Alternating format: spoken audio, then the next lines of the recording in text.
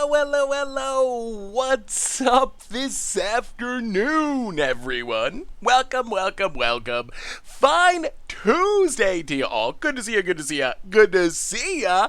Uh-oh, why? Oh, there's the chat. All right, the chat's going, Timmy the Badfish, welcome to the Fishbowl. Thank you so much for your subscription. Big super cheer for you. Thank you.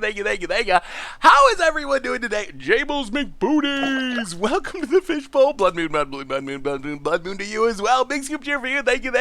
What is up, Nita Bug, Rank Chase T, Steam, Horatio, Mr. Fako's Leon. I know, this deck, on one hand, this deck makes me super happy because it's essentially another take on Mono Red Prison, my favorite deck in Modern, but one that I thought died with Simian Spirit Guide. On the other hand, as I was, getting this deck ready, I almost cried a little bit for Simian Spirit Guide. Like, seriously, I miss Simian Spirit Guide so much. And there's so many degenerate things. Like, how do you ban Simian Spirit Guide? Like, seriously, and then print Ragavan.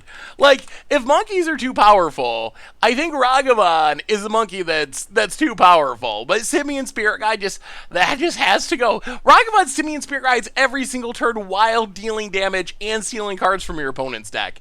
Simian Spirit Guide is 1 mana one time. This is 1 mana every single turn. So yes, I still feel sad for Simian Spirit Guide, but I'm mostly excited because I felt like my favorite deck was dead with the Simian Spirit Guide banning, and this is Mono Red Prison. Like, it's back with a twist, but still, I'm super hyped. I'm super hyped to Jake some people out with Blood Moons. One of the benefits of playing a Moto versus Arena, the biggest difference is on Moto, you can play Legacy, Modern, Pioneer, Cube, more like Vintage Cube drafts, more Cube drafts, Pauper, more formats essentially. Also, depending on how you play, Moto's could be cheaper for you. If you're someone who spends a lot of money instead of time on Arena, Moto is almost certainly going to be cheaper for you. If you're someone who's free to play playing Arena, then Arena's going to almost certainly be cheaper for you. So I'm excited. We got 8 Blood Moons in our deck. We got 8 Blood Moons. Of course I'm super excited. We're going to have some fun today. There is no Historic on Moto. Historic is a arena only format, but so hopefully everyone's doing well. So the plan for today, we're starting off casting Blood Moons. Of course, if we decide to switch it up and have time after our league, our backup deck is also kind of sweet. Mudfighter, first time sub, thank you so much. Welcome to the Fishbowl. Big super cheer for you. If we get to a backup, we might try some Craterhoof Neoform Affinity, which looks kind of hilarious. We played Affinity for Budget Magic, and it was really sweet. This build, it's kind of like our build. Like, if you take out 6 cards, it looks a lot like our budget deck. You're playing all the cheap artifacts, you're trying to play Sojourner's Companions, and chain together Thought Monitors. The twist is, you also have Neoform, which can sacrifice Sojourner's Companion, or Thought Monitor, or Mirror Enforcer to get an 8-drop. That 8-drop, Craterhoof Behemoth, make the biggest Memnites and Ornithopters in the world, and smash our opponent. So it's a weird mashup, but yeah, so, I mean, we're starting with Blood Moon. Blood Moon is number 1, that's the backup deck. If we play 2 decks, the backup is Neoform Affinity, but we're Blood Mooning, that is what we're starting with. So, hopefully everyone's doing well. Let's do our reminders, talk about this deck, start casting Blood Moons, then we talk about whatever y'all want to talk about. We got the rest of the Historic Horizon set, I believe. It is done. It is out. Most exciting card from today, maybe Harmonic Prodigy. Definitely going to be sweet to see that have a chance in Historic. Also, I'm surprised they put Zavulin in there. Like, that's a busted Merfolk. Maybe Merfolk can be good. Still no Ether Vial, but seriously, Zavulin, like, immediately became a 4 of in Modern Merfolk as soon as it was printed. It's super powerful. Master of the Pro Train, a little weird because there's no Spreading Seas effects to give your opponent an island, but still, it's a powerful lord, so, but that's for the future. The now is about, well, reminders and then Blood Mooning. So, Mengu was playing your Affinity deck a couple days ago, if I recall correctly. Yeah, I mean, there's a few versions. I don't know if he was playing my exact budget version or not, but yeah, Affinity is sweet. Like, it is a sweet archetype thanks to the edition. So, reminders. Replay YouTube. If you miss any of today's Blood Moons, you'll be able to find them on the Replay YouTube. Normal YouTube, if you want to see other Blood Moons, there are plenty of different Blood Moon decks on the YouTube channel, along with spoiler content and so forth. Question for you about YouTube. I'm thinking about doing a crafting tier list for for Historic Horizons. Is that something that would interest you? Like, basically the idea would be, okay, finite wild cards, arena ridiculously expensive. If you got to prioritize and try to choose which cards to spend your wild cards on, here's where I would go with my wild cards. Like, would something like that be worth watching? All right. Well, that might be something for later in the week. I'll probably work on that over the next couple of days. So if that's something people are excited about, then yeah, we'll probably try to do a tier list later this week on the YouTube. A reminder that our sponsor tonight isn't the best way to wait and see what is played. I mean, you can if you want to wait like a month or two. That is the guaranteed safest way. But then you're waiting a month or two and not buying the new cards. So a reminder that our sponsor today is Card Kingdom. And if you need some magical cards, like a Polar Kraken, do you need a Polar Kraken? If you need a Polar Kraken, they got you covered. Polar Kraken, I mostly know, is a disappointing 11 drop to hit in Momir.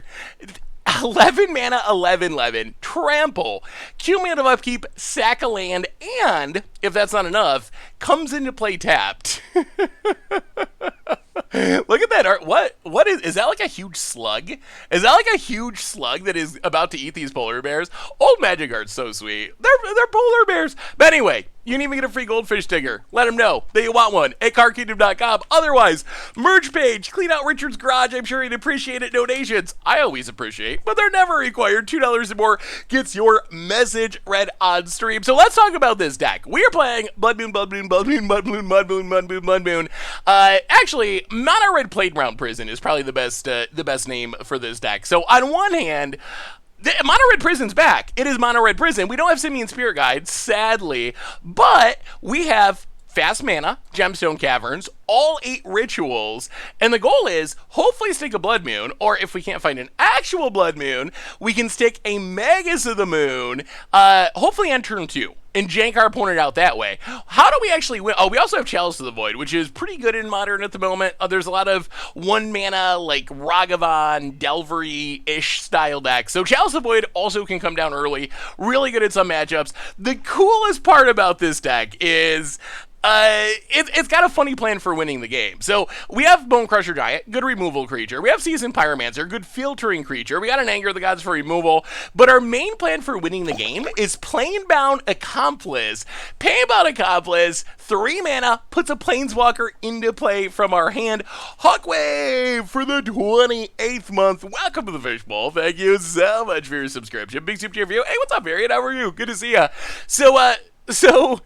So Planebound puts a Planeswalker into play from our hand. We got to sack out our end step. The idea is, let's say turn 2. Turn 2, we play our land drops. We cast a couple of rituals. We get to 4 mana. We Planebound Accomplice. We use it to put Lukka into play. Lukka can exile the Planebound Accomplice to get the only possible hit with Lukka's ability, the Polymorph ability, which is an Emrakul to win the game. So we're Mono Red Prison, but we also have this janky, fast Emrakul Lukka Planebound Accomplice clock that can close out the game quickly. The sideboard, basically a bunch of removal. Someone asked, what do we do if we run into Mono Red? If we went into Mono Red, we're taking in all the Blood Moons, we're bringing a bunch of Abrades, we're bringing some Anger of the Gods. Maybe we want a Dragon's... Maybe we want a Dragon's Eye? Dragon's Eye? Is that what it's called? What is the artifact that gains us life? Dragon's Claw. I think it's a Dragon's Claw. Why doesn't it exist? Oh, there it is. Dragon's Claw. Maybe we want a Dragon's Claw. I don't know about these Rabble Masters. Like, I assume the Rabble Masters they're good against control. Plastic Energy Man! Welcome to the Fishbowl. Thank you so much for your subscription. Big super cheer for you. Thank you, thank you, thank you. What are your thoughts on Eldritch Evolution to pop out Craterhoof Behemoth in Affinity? Actually, our backup deck is a Neoform Affinity deck. I think that you're probably better off going with Neoform because it's cheaper and it does like exactly the same thing because all your stuff costs 7. But I do like that idea. Oh, do we need life gain? All right, no life gain. We'll just run it. Let's just run it. Let's just Blood Moon people. That's what we're here to do. Yeah, there's no 6 drops that you really have in Affinity anyway. So I don't think that there's much upside to Eldritch Evolution. I think it's all downside. Lycos, welcome to the Fishbowl. Thank you so much for your subscription. Big soup to you for you. Thank you. The problem with Ragavan in our deck is Chalice, unfortunately. Yeah, I guess you can play it with Cavern still. Cavern on Monkey through the Chalice. Cavern on Monkey does sound kind of hilarious. Just listen to your most recent podcast. You were talking about Hearthstone cards, and that would be fun here. You should look up Whiz Bang the Wonderful. Whiz Bang the Wonderful. Oh, speaking of Hearthstone, have any of y'all played Battlegrounds? I know I'm like a year behind on this. But I actually, for the first time ever over the weekend, tried Battlegrounds. It's actually kind of fun. What is the best Battlegrounds like auto chess auto battler game? Is there one that's better? Is there one that's better than that? Because I actually found it like kind of entertaining, and I think I might actually be like sort of good at it. Lucas Donald, good to see you. Welcome. Whizbang the Wonderful. 4 mana, 4/5. You start the game with one of Whizbang's wonderful decks. Huh? What does this even do? I have no idea. When Whizbang is added to a player's deck in the collection manager, he replaces the hero of that deck in the deck screen, removes all the other cards from the deck, and renames it Whizbang the Wonderful. Then the player starts the game. Their deck is one of 20 current non-classic deck receipts, chosen randomly, uses a standard hero. So basically it gives you a random... Oh my, that's ridiculous. Would you play this? Would you play this in Magic? If there was a card that would give you a random deck when you jumped into your match, would you play it? Teamfight Tactics? I love Battlegrounds, but it got kind of boring after a few months. I could see that. I only played it a little bit over the weekend, and I could already see how it could get repetitive, because things are kind of samey. Ooh. We are on the draw. Stream mode. There we go. Stream mode achieved. I mean, this sounds fine. Turn to Blood Moon if we want, or we can just wait and try to ramp into Lukka, depending on what our opponent does. Well, Mountain, go. White Border Mountain, of course. If you're going to troll, you got to go with White Border. That's my thinking. Has there been a deck that used Vorinclex and Apprentice to cheat Planeswalkers in Ultimate, then? I have not seen... I have not seen a deck that does that. Let's just pass the turn. Awkward. Opponent cracks. Would have been a lot better on the play rather than the draw, I think, in this matchup. I'd much rather see interesting digital cards in Historic than random bad stuff. I agree with that. Well, Stomp you. Untap. Bone Crusher. Trying to play around the counters. Like, if we can actually stick this Magus when our opponent's tapped out, it should be absurd. Like, win the game absurd. Chalice. Well, go to combat. Attack ya. Opponent takes it. Down to 13. Chalice on 1.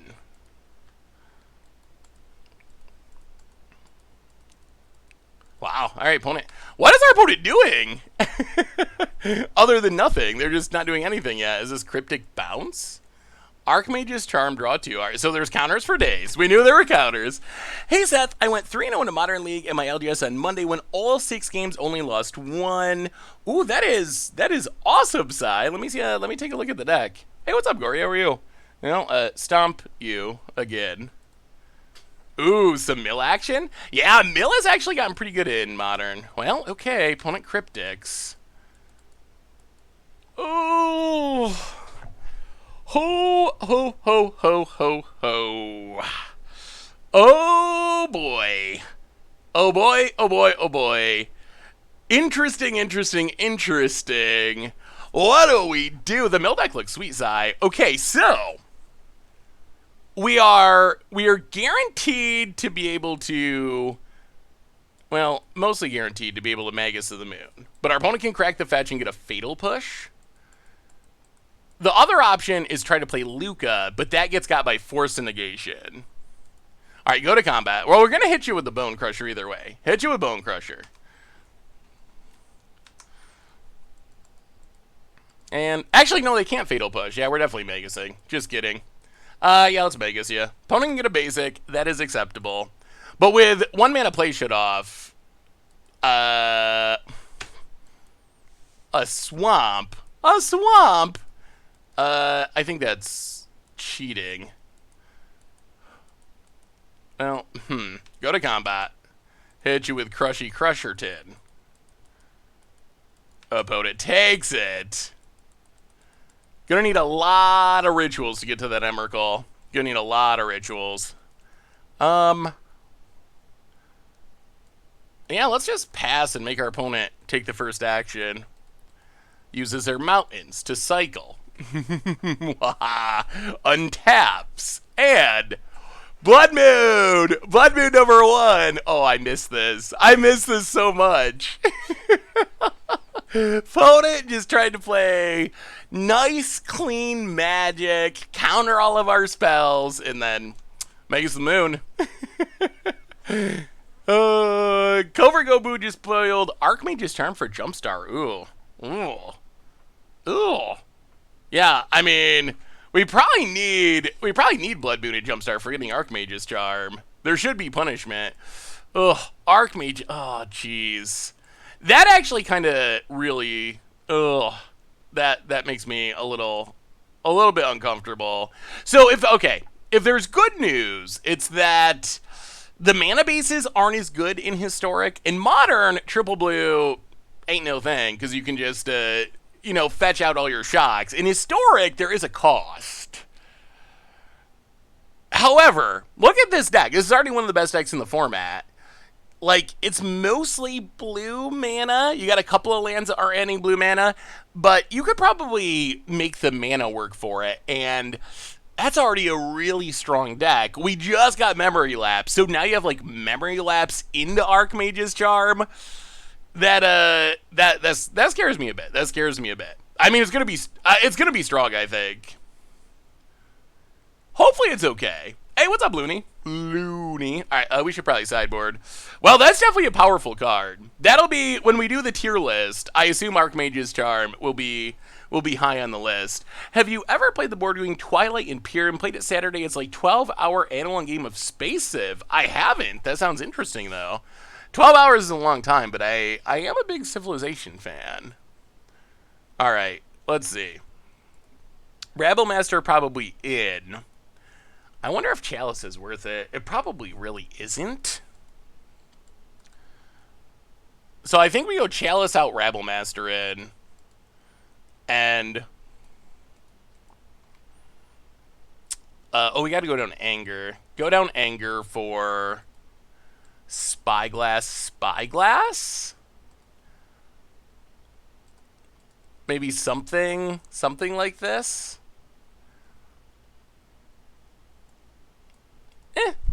That seems fine. Gathering content for my Commander video. Ooh, awesome, Doug. When was your most recent one?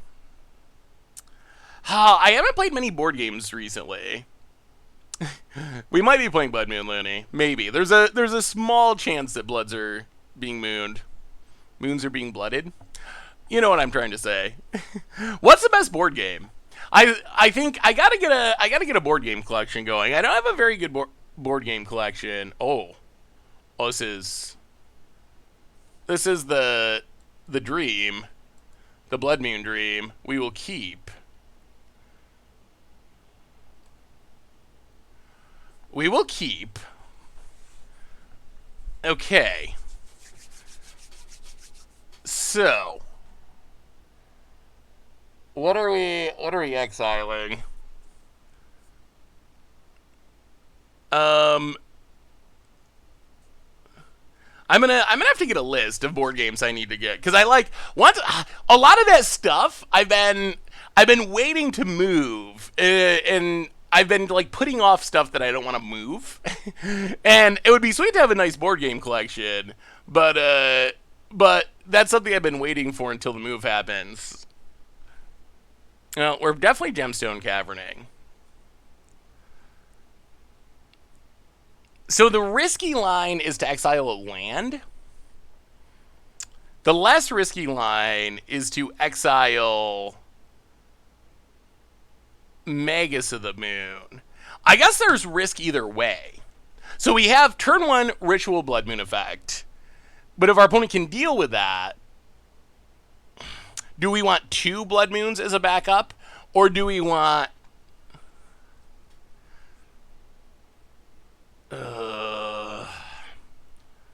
yeah, I think it's close. It's either Magus or Ramanamp Ruins. But I guess it's... yeah, I guess we need the mana. Getting rid of a Magus of the Moon probably tells our opponent that we have a Magus, that we have a Blood Moon, and might increase their odds of playing around it. Ritual? Oh,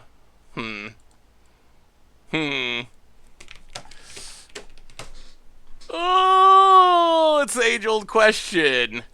Do you play around Force Negation, or do you play around the removal spell? That is the question. The Blood Moon question of the ages.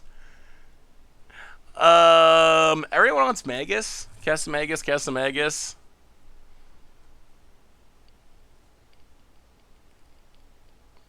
Wow, everyone wants Magus. I kind of lean towards Blood Moon, personally.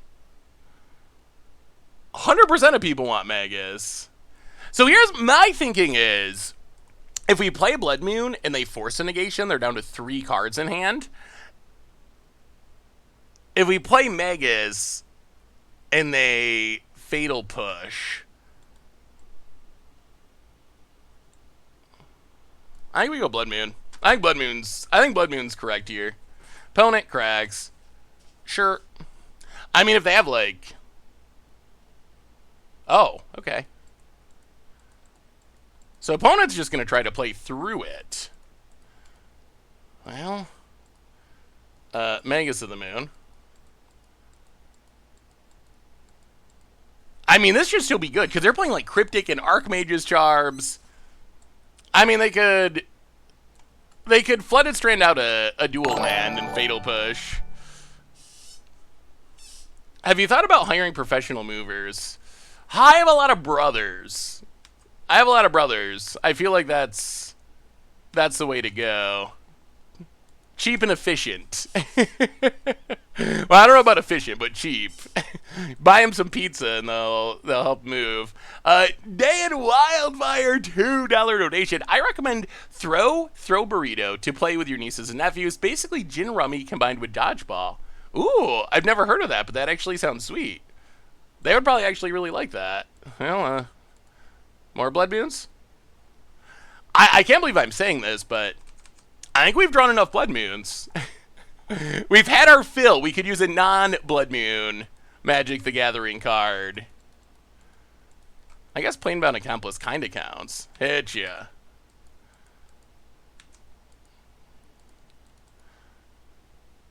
Planebound Accomplice. Pass the turn. About it. Bloodstone's just not that good, unfortunately. Alright. More Blood Moons. Hit ya.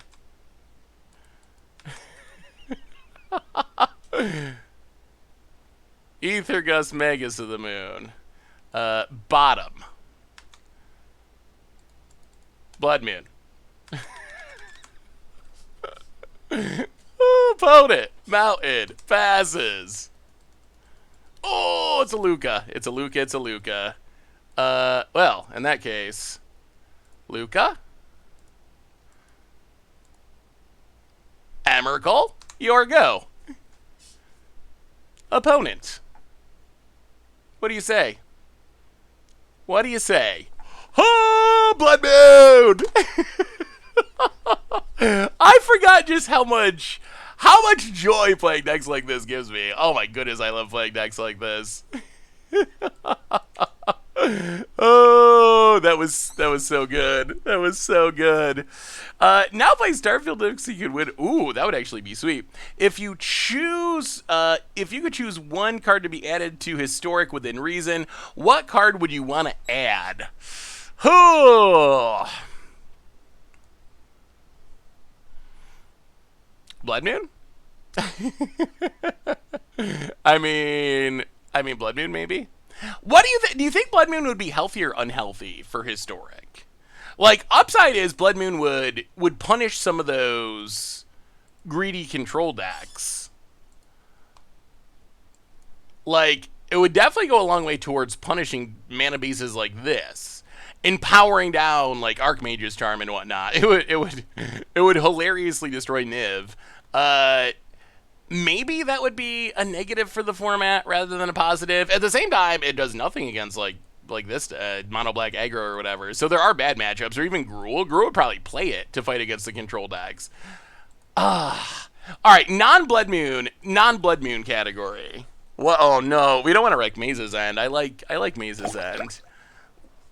All right, non-Blood Moon edition to Historic. Jack DBD. I know you probably randomly plucked this deck list for your spoiler video the other day, but it made my day when I saw my name on the deck of your video of yours. And I love the stream and the Jake. Hey, thank you, Jace DBD. Definitely appreciate it. Thank you. I think Ensnaring Bridge is more brutal than Blood Moon for a lot of decks. I think people would get very angry about Ensnaring Bridge. I enjoy Ensnaring Bridge, but Utopia Sprawl might be busted. That might be too good. Bring to Light could be fun. What about just a fun card?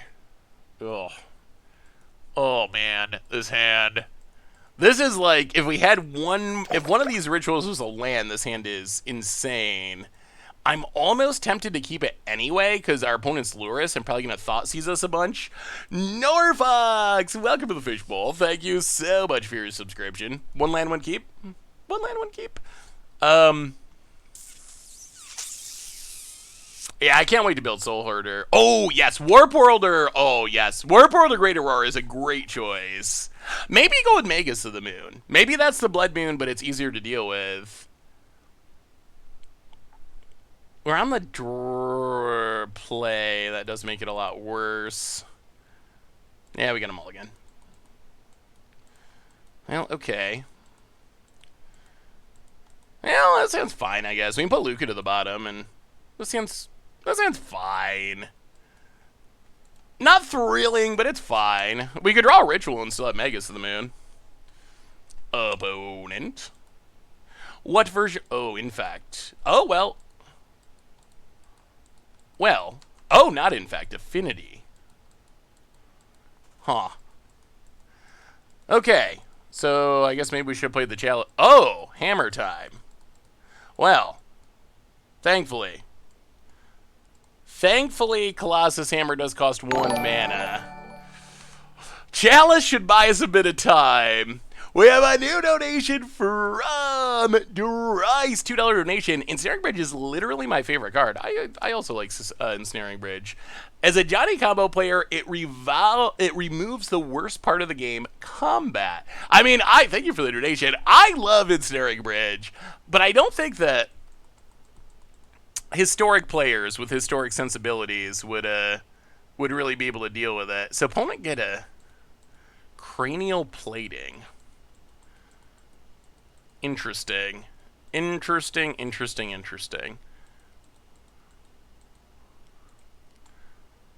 play the land. Seth, if you played the Duels of the Planeswalker game, it was just theme deck, semi-busted cards, iconic cards, and fair magic. I never played Duels of the Planeswalkers. I played, oh no. I want to say Shahrazad, but that's not what it is. What's the old one? We did a video of the old one. Like the 1996 version. Oh, State. I've told this story before, but I learned how to play Magic. Chandelar. Yeah, that's it. I learned how to play Magic against Stasis. That was my introduction to the game, and I'm still here. But it was so tilting. It was incredibly tilting. I've told this story before. What are we doing this turn? I guess we should do something. I mean, I guess the safest play is just to stomp Stoneforge. Pass the turn. Opponent. More Stoneforges. Sure. Are we getting a hammer even through the chalice? The plating is a nice backup for our opponent. So yeah, that's how I learned to play. There was our super ultra casual prey group had one person who just loved to stasis people, and oh, I got so tilted. But eventually I figured out how to beat it. Naturalize. You gotta have the naturalize and leave it up at instant speed.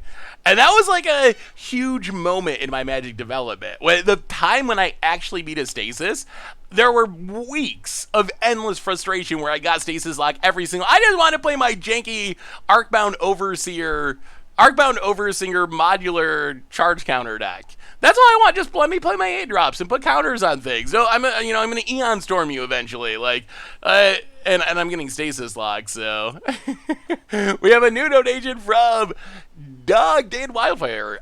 Finally got an upgrade for my Jeskai Angels deck, Storage Matrix. The card is backbreaking to so many decks, and I love it, especially since most of my creatures have Vigilance. I don't remember exactly what that does. It like keeps stuff from untapping, right? As long as Storage Matrix is untapped, each player chooses artifact, creature, or land during the untapped step. That player can only untap those permanents. Ooh, that is brutal. That seems like a card that is going to make people salty in a Commander game. But if your stuff is Vigilant, it would be powerful in your deck for sure. Seems like a card Crim would play. That seems like a Crim card. All right, play the land.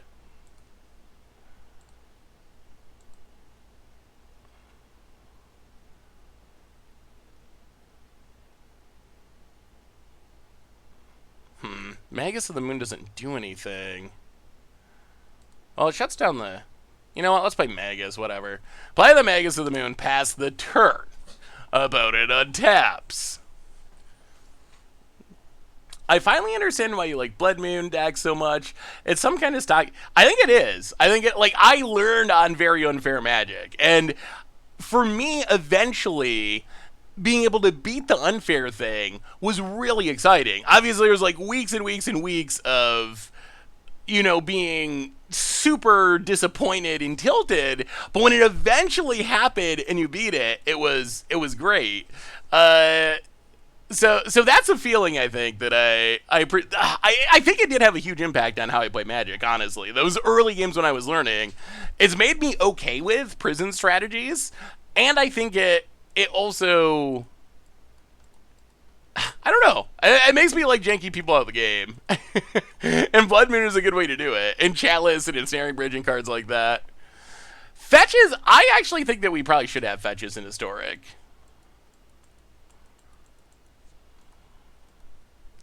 Oh no. Oh no. We did not think this through. We're gonna die. Oh no, that's definitely a punt.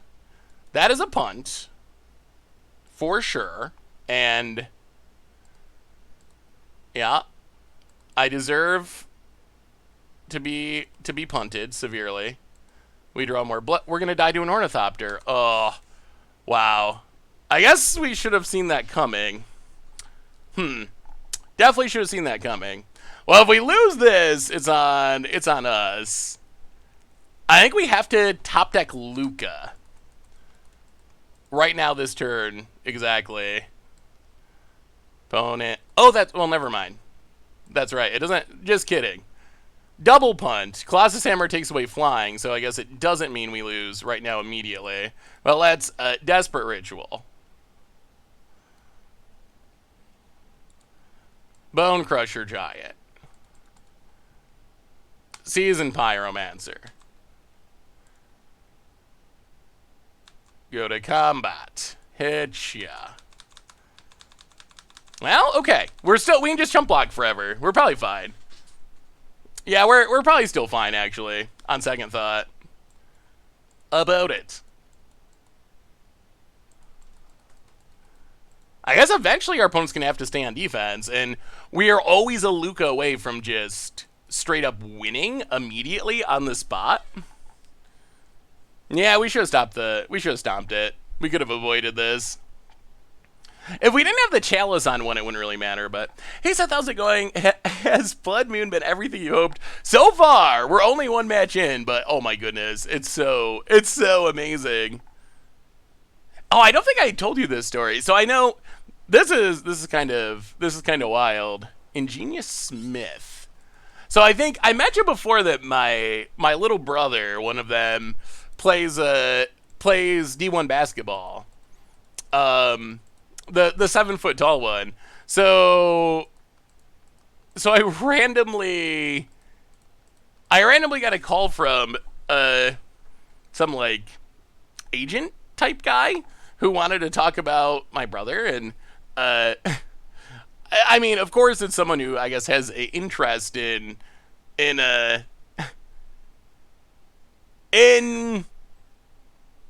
someone up to some extent, I guess, if that's what you do. But after like a pretty long conversation, it was like, yeah, like I think he's like an NBA type player and all this stuff. So no, about playing professionally.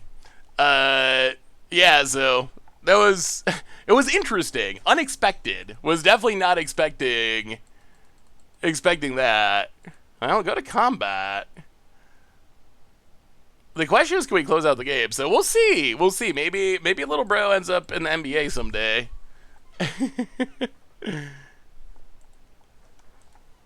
Hit you to 10. Ritual. Bode Crusher. Planebound Accomplice. Pass the turn. Opponent untaps. So I guess I can get him with the cranial plating. He is 20. Am I gonna be his agent? Well, I mean, I assume if he actually did play professionally, he'd probably have a real agent, but I don't know if I have the expertise in that. He plays guard, actually. I don't know, probably play 2 or 3. He played point guard all through high school, but he's played off-ball in college. Could I get your advice on whether or not Haunting Echoes is worth it in my mill deck? Can you send me the list again, Sai? Let me look at it again. In general, I would guess the answer is probably no, but it could be yes. Wow, opponent's really good at drawing Stoneforges. Stoneforge Part 3. Gets, oh my god, Shadow Sphere. Oh no. Oh no. Oh no, don't draw Blood Moon this turn, please. Chalice.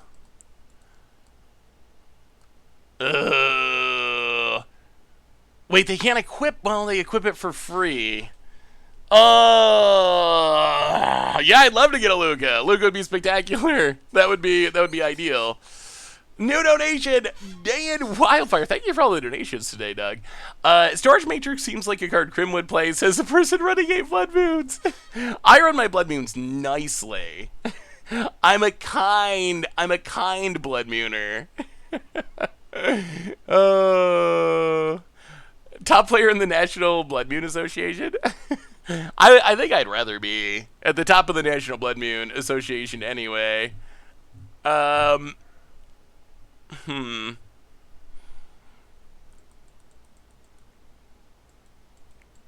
problem is, how do we... So I guess we got to stay on defense. 4, 8, 9, 10.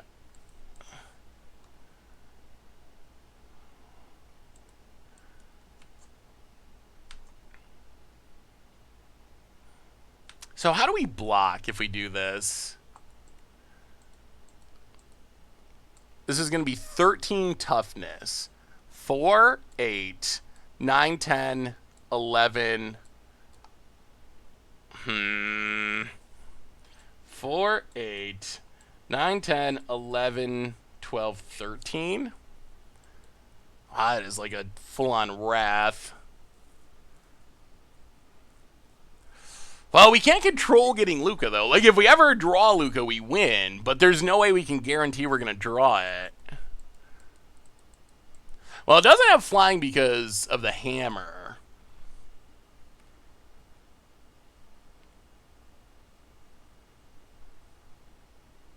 I do like Always Sunny a lot. I've never heard of What We Do in the Shadows. The question is, do we need these Season Pyromancer tokens? 4, 8, 9, 10, 11, 12. Yep, we're gonna wait. We're gonna get the Season Pyromancer tokens. I don't really want to lose this Magus of the Moon. I am a little worried about getting one shot by Inkmoth. They could also have additional hammers in hand, which is awkward.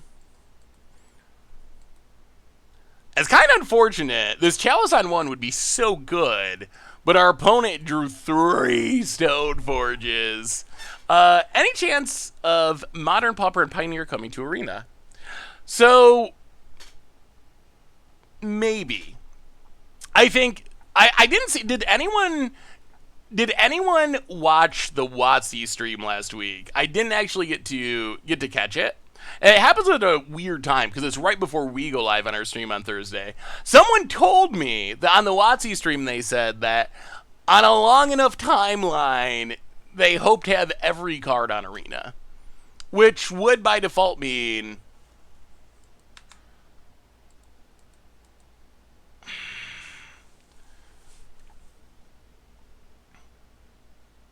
we're just locked, aren't we? If we block with everything and then they put another hammer into play, we lose our entire board for nothing. Wow, we're just going to lose to these Stone Forges. I thought this Chalice was going to win us the game, but our opponent's just drawn more Stone Forges. They got to have another hammer, right?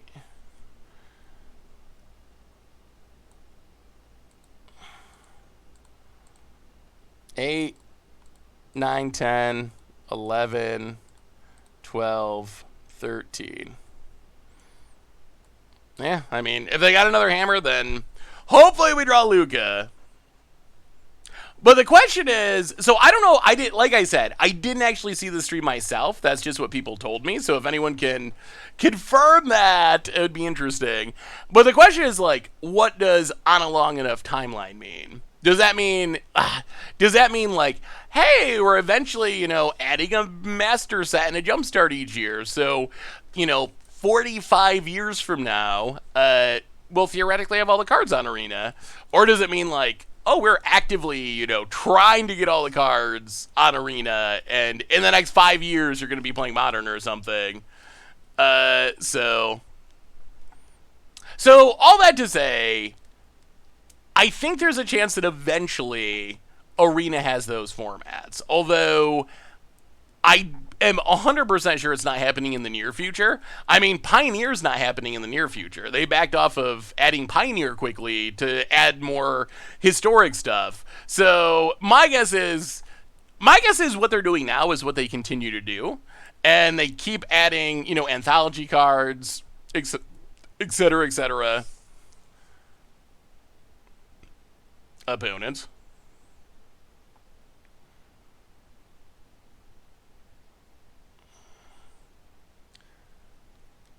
If it's just Shadowsphere, we can deal with that. Like, this is okay. It's not great either way, but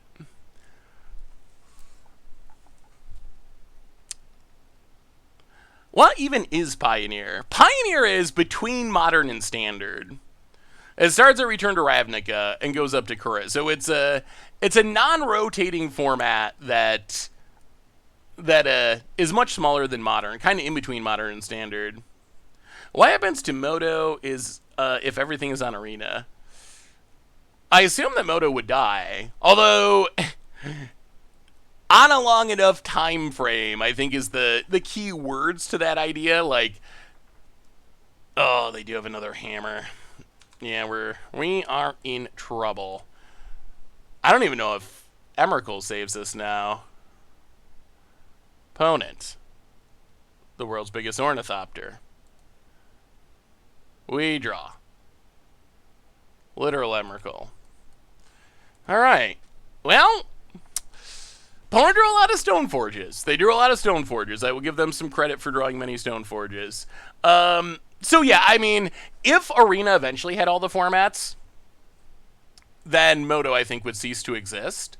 But my assumption is we are a roughly infinite amount of time away from that happening. Like, I think we're talking, you know, decades. I don't know, maybe they surprise. We do see, like, oh, Tropical Island and the weird Conjure cards. So maybe Wizards could add cards quickly if they wanted to. The problem is the cost. Like, could you imagine? Like, I think the sticking point is probably not, for the most part, Wizards adding the cards to the client. I think if they wanted to, they could probably add the cards to the client really quickly and easily. It's Mono Red Prison, and Lukka off of Planebound Accomplice for Emrakul is kind of like the finisher. So I think they can add the cards. I'm not, at this point, with seeing how they added Conjure and all this stuff, I used to think that adding the cards was like a big sticking point. But after seeing like Conjure, 800 card Jumpstart Historic Horizons, like, I'm not convinced that adding the cards is actually the problem. And hello, welcome to the Fishbowl for the 7th month. Big soup cheer for you. Thank you. But yeah, I think the issue is, how do you release them? Not just, like, partly in a profitable way for Wizards. Wizards, they could just dump all the cards on there, and they'd have them there, and you could play Legacy, but Wizards wants to, you know, release a product and make you pay a ton of money for it, and then release another one. So it would go against that goal, because remember, on Arena, there's no reprints, there's no economy. So once you have 4 copies of Chalice of the Void, you never need it again. You can't do Historic Horizons and get me to buy it again, because you never need more of them. So that's part of it. And then there's also the other side of how expensive it's going to be for players, which is insane. Like, could you imagine if Wizards did just add Modern to the client? It would be ridiculously expensive to get the cards. Oh, we got a sideboard. Then we got a donation. Let's go down 2 Blood Moons. I don't think Blood Moons actually... It stops Ink Moth, which is nice, but... Actually, maybe we just Sorcerer Spyglass. Let's go down all... Well, no, Urza Saga. Stopping Urza Saga is relevant.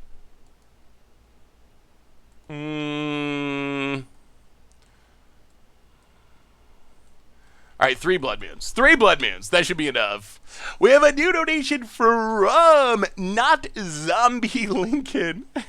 $5 donation. Hey Seth, I've been following you daily since Troll Worship, but I'm never on Twitch. I'm glad I've caught you. Would you guys ever consider doing a mana value tribal again on Commander Clash like you did in Season 3? Oh, this is embarrassing. Thank you for the donation. What was mana value tribal? Was that like Tomer's 6-drop tribal deck? Was the rule that we had to all play... Every card in the deck outside of lands had to... Well, I can't keep this. Every card in the deck outside of lands had to be the same mana value? I mean... Hey, General Chow! 2 days in a row. Good to see ya. Magic is crazy expensive. Arena, if you gotta buy the cards, is even more expensive. We will keep. There is no Fury in the list, although Fury could be good in the list. Alright, Emrakul to the bottom.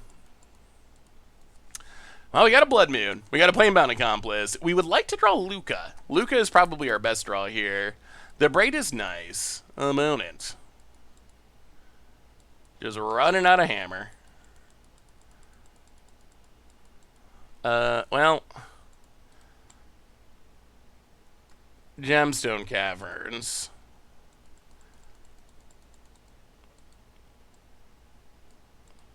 Let's pass. I don't think we need to ritual out the Blood Moon. It's not really doing anything. We can kill like a Stoneforge or something. Legacy would be cheap if they keep the rarity. Maybe. I don't know, even Legacy. I mean, we can actually look at it, can't we? And see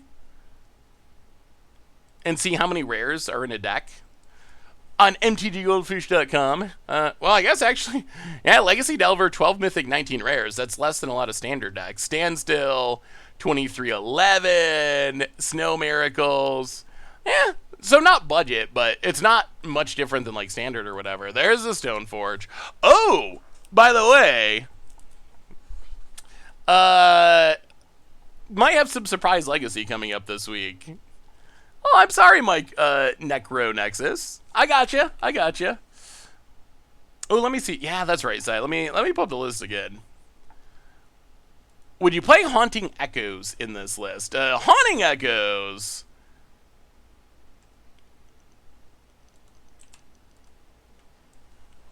So opponent, Stoneforges, sure. Haunting Echoes is like a mass. Well, it's unique, I guess. It's like a mass surgical extraction, kind of. Exile all the cards from player's graveyard on their basics. For all those cards, search their library for all the cards with the same name. Exile them. Would I play this in the mill deck? I think I would lean towards no. I would lean towards no because I think you can just snag the good cards for 1 mana with Extirpates and Surgical Extraction, and 5 mana is just a lot for the deck. So I'm worried that 5 mana is too much. I could see playing it for fun because it is kind of hilarious to get your opponent with. I do like that you're not like super heavy on Tasha's Hideous Laughter. If you're playing for Hideous Laughter, then I think it gets a lot worse as well. So I don't know, if you want to throw it in the sideboard for fun or even in the main deck for fun, it could be a spicy fun of that could get people on occasion, but I think adding 4 of basically any 5 mana card probably going to be a little clunky with 20 lands. So opponent gets a Colossus Hammer. Well, I think our plan is Abrade the Stoneforge, untap. Lukka? Lukka? Please? Who would have thought Planebound Accomplice would do things? You could also play the Delirium Mill Creature, Mishra's Bauble, and Lures gets better. Ooh. Haunting Echoes into Kai's Ultimate does sound hilarious. Mountain. Well, land. And Blood Moon. Get rid of the Ink Moth. Pass the turn. We're running out of action, though. We need Seasoned Pyromancer. We need Lukka. Colossus Hammer is a scary Magic card. Is Historic Horizons fully spoiled or only the arena only and mythics? So I believe the Jolly Flying Man, there's like 1 to 2 other people who might have spoilers later today, but a huge chunk of all the new cards have been spoiled. There might be a handful of reprinted rares. Possibly a mythic or 2, but yeah, all the new cards have been spoiled. There might be a handful of reprints that are left to go. Prismatic Vesta. What do you think about fetches in? I mean, I do like the hammer deck. I would rather beat it, but I can't get played too much. Smith, sure. What do you think about fetches in historic? I kind of feel like you could just add them. It's on arena.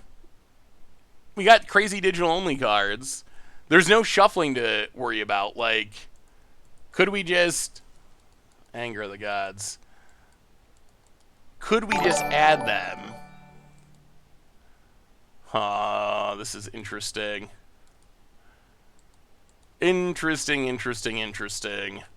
Would like to get more value out of this Anger of the Gods. The problem is if they have Pure Steel Paladin,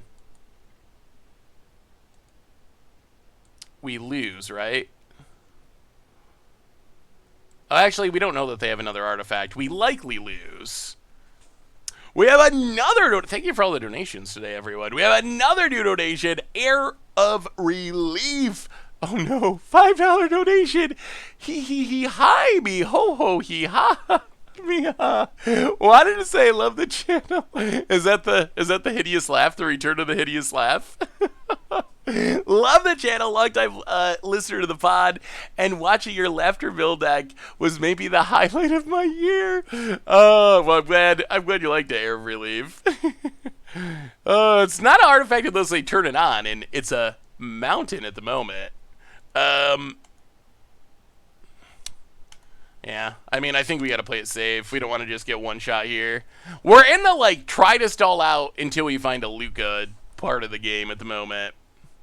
Maybe they had a fetch that conjures a randomly colored basic. I think that we'll see more conjuring. Like, I think that Wizards... Oh, no. So many stuff. Pony is really good at drawing Stoneforges. That's the 5th Stoneforge across these 2 games. I'm surprised that they don't go further towards conjuring for Arena, because it speeds things up more. Like, the reason I think they have Pure Steel is because they keep running out these hammers when normally you want to be holding on to them. Normally you want to be holding on to them for Sigarda's aid purposes. So that makes me think that they must have Pure Steel in hand, because if you don't have Pure Steel, you'd be holding the hammers. We played, Enchantress was like the first deck we played after Modern Horizons 2, but it could be sweet to revisit in the future. We don't get any value out of the ritual. I think holding on to it, we can get a token out of Seasoned Pyromancer if we draw it, so because it's doing literally nothing at the moment, I think it's fine to just hold on to. So here's what I'm picturing with Conjure. Like, think of Rampant Growth. Think of Rampant Growth. You can Rampant Growth, search for a land. You got to go through your deck. You got to find the right land. You got to put it into play. But you could just have a card that says, conjure a basic land. And Arena could just do it instantly. You wouldn't have to search for your deck. You wouldn't have to think about it. I think that's the direction Wizards heading. Wizards wants Arena to be fast. It speeds it up. Wizards wants Arena to be new player friendly. And it removes the decision point. You don't got to think, oh, did I get the wrong land? Instead, if the wrong land shows up, you can complain about Arena in RNG rather than your play skill. So it makes you feel, oh, wrong one. Wrong piece. That's not a Lukka. I don't even know if we play Planebound. Yeah, we're not going to play Planebound. Pass the turn. So yeah, you complain about the Conjure rather than feel bad about your mistakes. I don't know if that would be... I feel like I would I think I would dislike it because I dislike... It would be fine in addition to Rampant Growth, but replacing Rampant Growth, I feel like it would be worse. Actually, maybe Seek would be... I think Seek would actually be better. Yeah, I think Seek would be better than Conjure. Because that's a good point. If it's Conjure, you could not play any basic lands, or who knows, maybe any lands. And that would be awkward. But, okay, that does nothing. But if it was Seek, then your deck would still have to have it. Do you think we might ever see Conjure in Paper Magic? I'm dreaming of having a sideboard for my Commander deck. I think that the closest we'll see to Seek is basically Garth. I think Garth is like paper playable, or not Seek, I'm sorry, Conjure. I think Garth is like paper Conjure.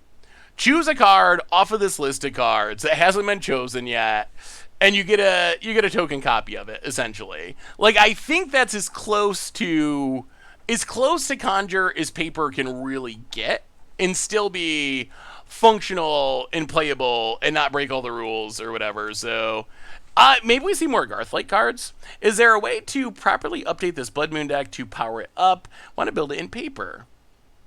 The deck we're playing now? I don't know if I would change... I don't know if I'd change much, honestly. Lukka. Or Seasoned Pyro. We need something. We're just drawing nothing and getting beaten down. That is one of the downsides of Mono Red Prison, is when things go poorly, you just end up drawing a bunch of rituals and doing nothing. I don't know if I've ever seen anyone actually pay 8 to equip a Colossus Hammer. That might be where this game's heading. This might be our opponent getting to 8 mana and just like hard equipping Colossus Hammer and beating us down. We draw another land, pass the turn. Karn is good against... Karn is good against artifact decks, and this is an artifact deck. I mean, Karn is a good card. I guess there could be an argument that you could get rid of the Planebound Accomplice package. Oh, we're dead. We're dead, we're dead, we're dead. Yeah. Pierce deal. Sure. Well, we tried to play around it. We knew they had it in hand based on them playing the hammers, and we just fizzled. Ugh, more. Oh, yep, ritual. Oh, yeah. All right. Well, that was disappointing. I actually feel like that should be a pretty good matchup for us, but the other way to finish the game would probably be Karn, I guess. I mean, the old school Mono Red Prison. Chandra is a good finisher. I like Koth as a finisher, although I'm not sure. I'm not sure that Koth is really good enough for current Modern. It was good enough like 5 years ago when we first made the deck, but yeah, I don't know. There haven't been very many strong, like performing Mono Red Prison decks since Simian Spirit Guide got banned. Whether or not Planebound Accomplice is actually the best way to go about it, I don't know. I'm not 100% sure. Koth with Colossus Hammer. Yeah, Chandra is traditionally a good option. Karn has been a really popular option. I sort of dislike Karn because it's really strong, but it makes the deck feel less unique to me because, well, we got Lukka's. Well, all right, I guess we try this. No rituals, but turn 2 Chalice, turn 3 Moon. Hopefully Lukka, Emrakul win. Oh, opponent. Not sure if I agree that rampant growth effects are what does it. Effects like Explore and Growth Pile offer ramp without needing basic. I mean, I think Rampant Growth is a much fairer ramp spell than Growth Spiral. I think the problem with like Growth Spiral and Explore, I think are less fair because you're also going to draw a card. And that's part of what has made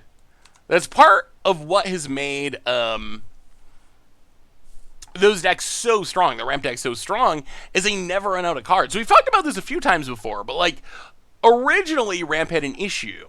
And the issue with ramp is, wow, taking the Blood Moon, eh? Well, traditionally the issue with ramp is when you draw the wrong side of your deck performs really poorly. So you got all these big things, you got all these ramp spells. If you draw ramp and big things, the deck's great, it's busted. But if you draw all ramp, your deck's pretty bad. If you draw all big things, your deck's pretty bad. Adding so much ramp that incidentally draws cards, and also good finishers like Hydroid Crosses that incidentally draw cards, that has greatly increased the power of ramp decks. Greatly. Well, Aramanamp Ruins. Yo. This scares me a little bit.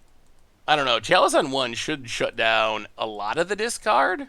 I guess they can still grieve. How about it? Vindicates a land. Awkward. Gets in, hits us. Oh, come on, deck. Come on, deck. We draw a land. I'll play the land past the turn. Opponent. Where's our Blood Moons?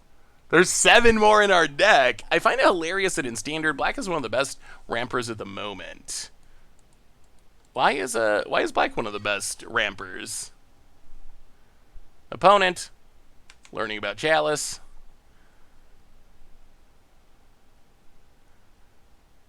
Oh, they just want to get empty-handed? Ah! Okay. So opponent could have... Wow, they could have done that properly, but they chose not to. Interesting. Gets in, hits us. Down to 14. We draw another land. Well, Mountain. Ritual.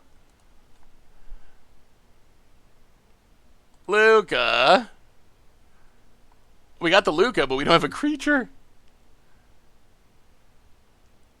Take up and creatures, please. Well, those are creatures. Pass the turn. Oh. Oh, it's looking good. It's looking good. It's looking good. I think we got it. The Black Treasure package. Oh, that makes sense. Hazoret's fine. I think a Hazoret or two is a reasonable option. The thing is, like, I would say more traditional builds, at least in the past, have often focused on Ensnaring Bridge as another lock piece. And that's why, like, Chandra or Karn are often the best finishers, because you don't always have access to the mana, or the ability to attack, rather. I don't know why I said mana. Okay, so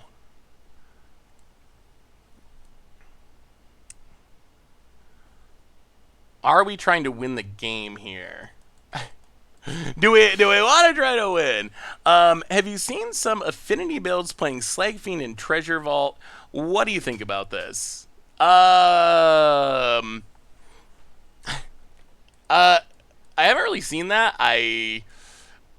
Slag Fiend's funny, but I have never actually seen it really be effective. I think the downside of Slag Fiend is it's not an artifact, so it really doesn't work with all the synergies of the deck. I think with Affinity, I tend to view it as like a synergy almost combo deck, where you need the critical mass of artifacts to be able to affinity out like thought monitors and so forth.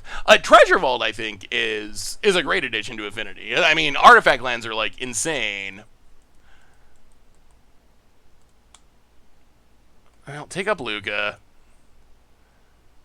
Let's see what we hit, if anything. A Magus of the Moon.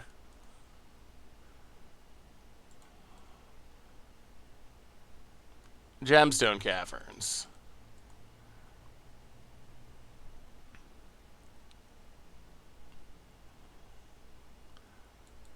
I'm afraid to try to win the game.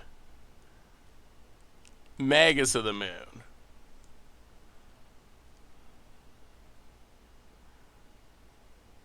Opponent sacks the land to draw a card.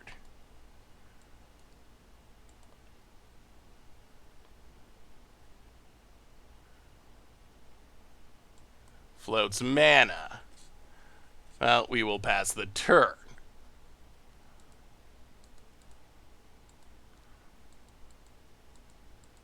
And yeah, we will pass. See what happens. We can Bone Crusher at any time. Yeah, I feel like getting the Blood Moon down first is hopefully helpful.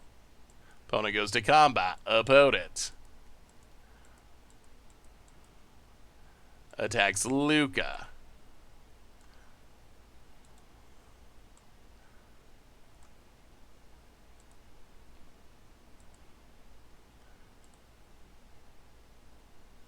Stomp it. And about it. Are you gonna Voidwalker a Ramanop Ruins? What are you casting?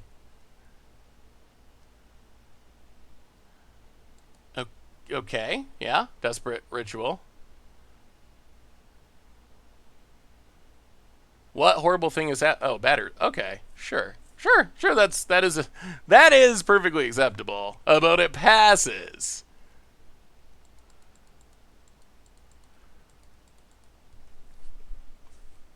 When do we go for the win? Do we just go for the win now?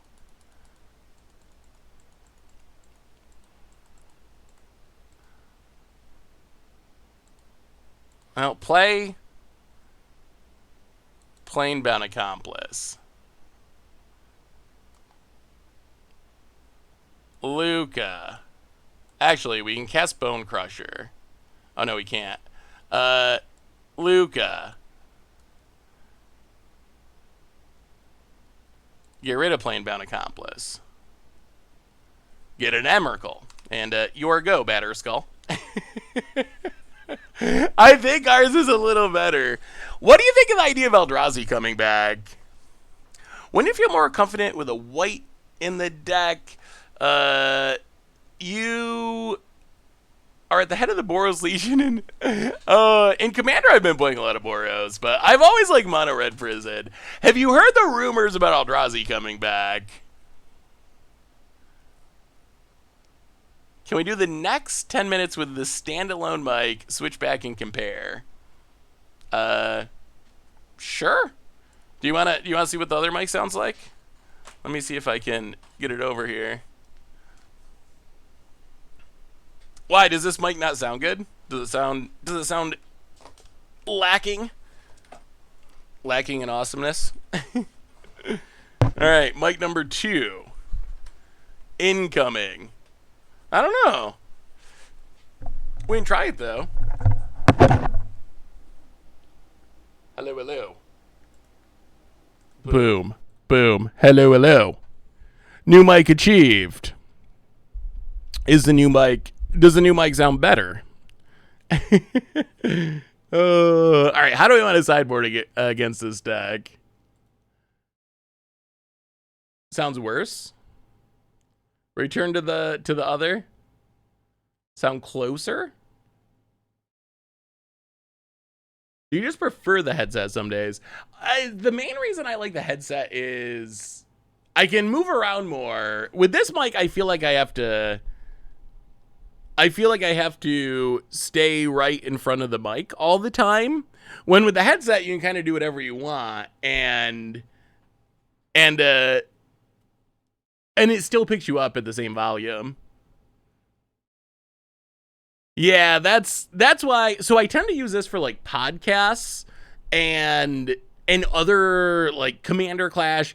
I use it for sometimes, but I tend to use it for stuff like that where I'm just like sitting there in one spot. But in the stream, I like to sit back and move around. So that's kind of I haven't figured out a way to like have this mic pick me up at the same volume.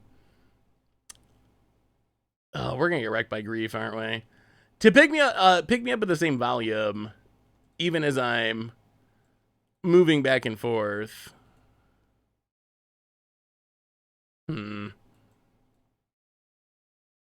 Well, we probably need a braids. Probably got to cut a couple rituals. Yeah. Try like that. Definitely worried about getting got by grief.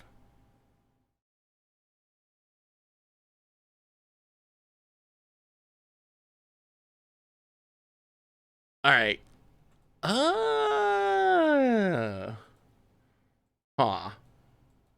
I mean, this is a turn 1 Blood Moon hand. Yeah, let's go back to that set for now. When do you close on the house? I'm still waiting for the final closing date. Hopefully, worst case September. Worst case would be in September. I'm hoping there's some chance that we can do it by August, but we'll see. You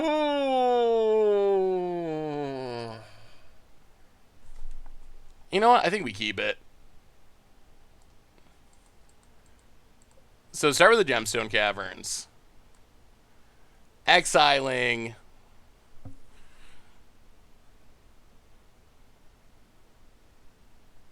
Planebound Accomplice. This is risky. This is super risky.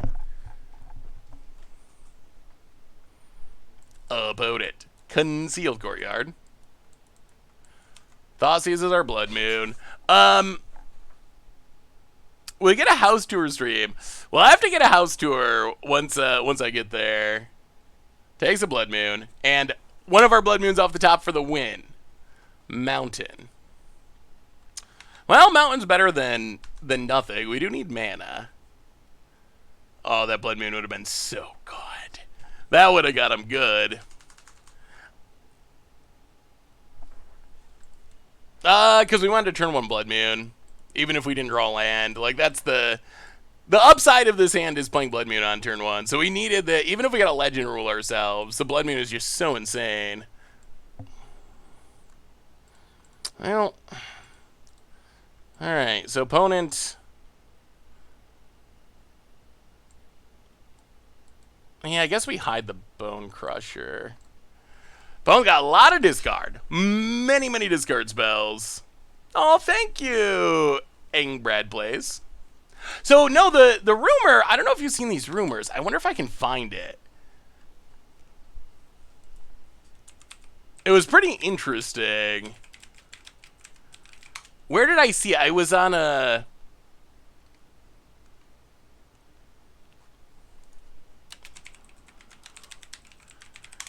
It was on a Reddit post. I wonder if I can find the post again, because I would like to hear your speculation. Oh, I found it. So, okay, this is a rumor. It says it's leaked, but I mean, leaked in rumor I think is synonymous, because it's not confirmed by anyone. It's just someone saying this. So here, take a look at this. Take a look at this. What do you think of this? So, this was posted 3 months ago. Kamigawa, Neon Destiny, that actually lines up with what we saw with the domain name registry. Chandelar Isle in the Mist, an invasion of sorts, blah, blah, blah. Dominaria United, that also was a domain that was registered, so that lines up. Moadandi Destiny Torn, no idea what that means. Lorwyn, Winter 2023. Ashula Satellite Promise, Hybris Realm of Turmoil, maybe placeholder names, but Eldrazi's. The return of Eldrazi's. And then a Phyrexia set where maybe the Phyrexians battle the Eldrazi, and that's what everything is leading up to. Like, and again, this is posted on mtgrumors.com. It's someone, you know, that's posting this. I have no idea how legitimate it is, but it would be interesting. But all that to say, what do you think of more Eldrazi? Do you want more Eldrazi in Magic? I feel like I'm kind of like a little tired of Eldrazi. Well, I think this set name, according to the rumor, this set name was a placeholder, not the theme. Phyrexians are cool. I definitely think we're due for another Phyrexian set, and I think that'll be sweet. Skyclave Apparition. Well, if we draw Lukka, we win. Hopefully. Oh, Season Pyromancer is also good.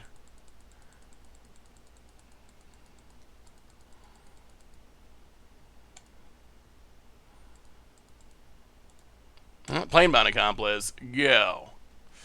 Please no Thoughtseize, we need this card draw with the Season Pyromancer. Vote it, untap, no Thoughtseize us, please, please, please. Now this was 2022 to 2023. We're talking pretty far out into the future. My opponent has a Liliana. Takes down the Liliana. Goes attack. Boy, a Blood Moon would be so good. So it just locks him. Oh my god, we drew the Lukka too. Well, Season Pyromancer. Discard our stuff, unfortunately. Draw a slow Blood Moon. Oh, the Blood Moon there just locks him. It just beats him. It straight up beats him. Opponent adapts.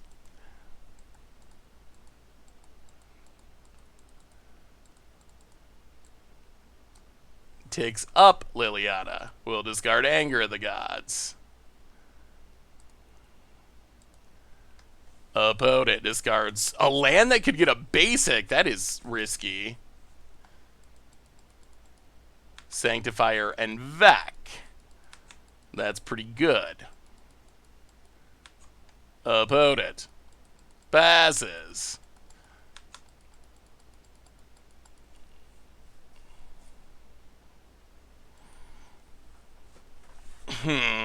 Well. How do we get through this? Bone Crush.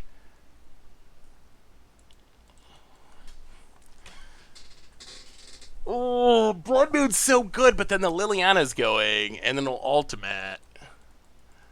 Yeah, I guess we gotta... I guess we gotta stomp the Liliana, unfortunately. Pass the turn. Yeah, I think we have to. The Blood Moon is just so good right now. But I think we gotta wait, unfortunately. About it. Yeah, I guess that could have been interesting. To try to attack and get rid of the Sanctifier. Vindicates a land. Simpletron! Welcome to the Fishbowl. Thank you so much for your subscription. Big super for you. Thank you, thank you, thank you. I'm fully convinced. Oh no, the Mana Screw. I'm fully convinced we're getting a Phyrexian set. I don't know about the Eldrazi thing, but I would be shocked if we didn't get a. Wow, we're gonna. Boy, Blood Moon is so good here, and we just. Wow, they're sacking their land. Huh, and they draw basic. Oh. Blood Moons don't do anything until they go on the battlefield. Opponent goes attacking. It says. Down to 14. We draw. A Pyretic Ritual. Well, Pyretic Ritual. Magus of the Moon. Go to combat. Hit you. Down to 10. Opponent vindicated our land, unfortunately.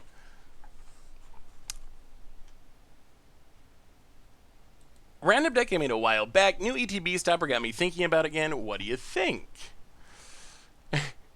Yeah, I've played some decks like that before, Sai. It's definitely funny when it works. There are some crazy games you can have. Oh boy, we really need to draw land. Apparently that is difficult for our deck. Hit you. Go. Opponent hits us to 6. Yeah, we're not currently winning this race because we can't cast anything. Opponent passes. We drew a land at least. I'll go to combat. Hit you. The race is on. Opponent goes to 4. Land.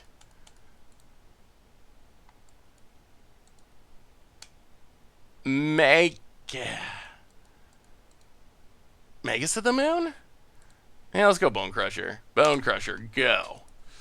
Miles Black for the 7th month. Welcome to the Fishbowl. Thank you so much for your subscription. Big super for you. Thank you, thank you, thank you. About it. They got a good blocker and Sanctifier. Passing. Lands for Lukka? Oh, Lukka's. Oh, Magus of the Moon. No attacks this turn. Pass the turn. Opponent untaps. They need something. Opponent. Passing. Oh, we draw land. Oh, is it worth attacking with everything? We could get blown out, or we could win. Opponent has a single black source. What's the blowout? Yeah, I guess we gotta attack. I guess the blowout is our opponent having removal. I guess we can leave the token back. Leave the token back and...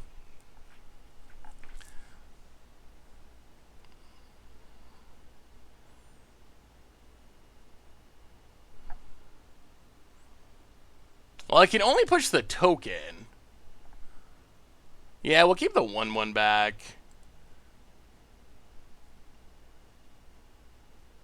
Oh, we do... we could lose both of our Magus of the Moons. If they can, like... What other removal can they have? Is there even anything that we need? Maybe we don't even need to be worried here. I guess Solitude would be... Yeah, that would be... That would be a blowout. Huh. They're probably playing Orzhov Stoneblade of some kind. Well, if we're not going to attack with... If we're not going to attack with both Maguses, then we don't attack, I don't think.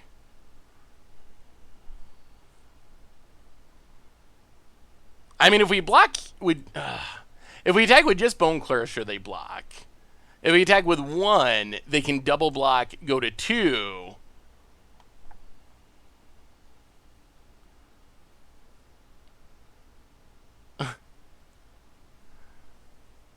It is true that every top deck is live. The problem is we can't stop the Sanctifier.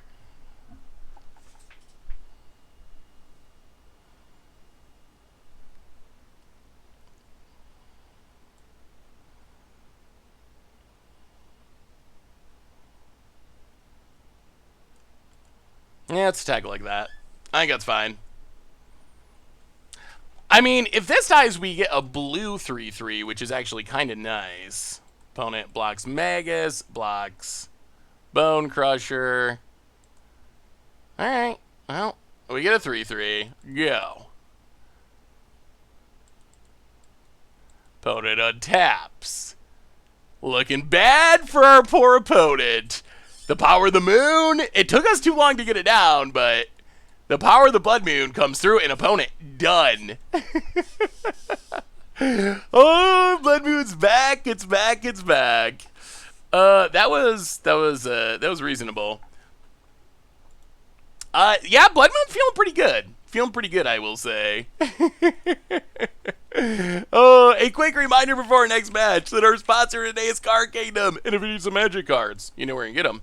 The answer is over at cardkingdom.com. Hey, what's up, Grim? How are things? Good morning. I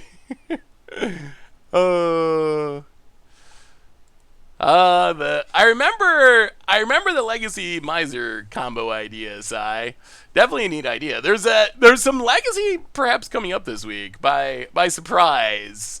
By surprise. Sometimes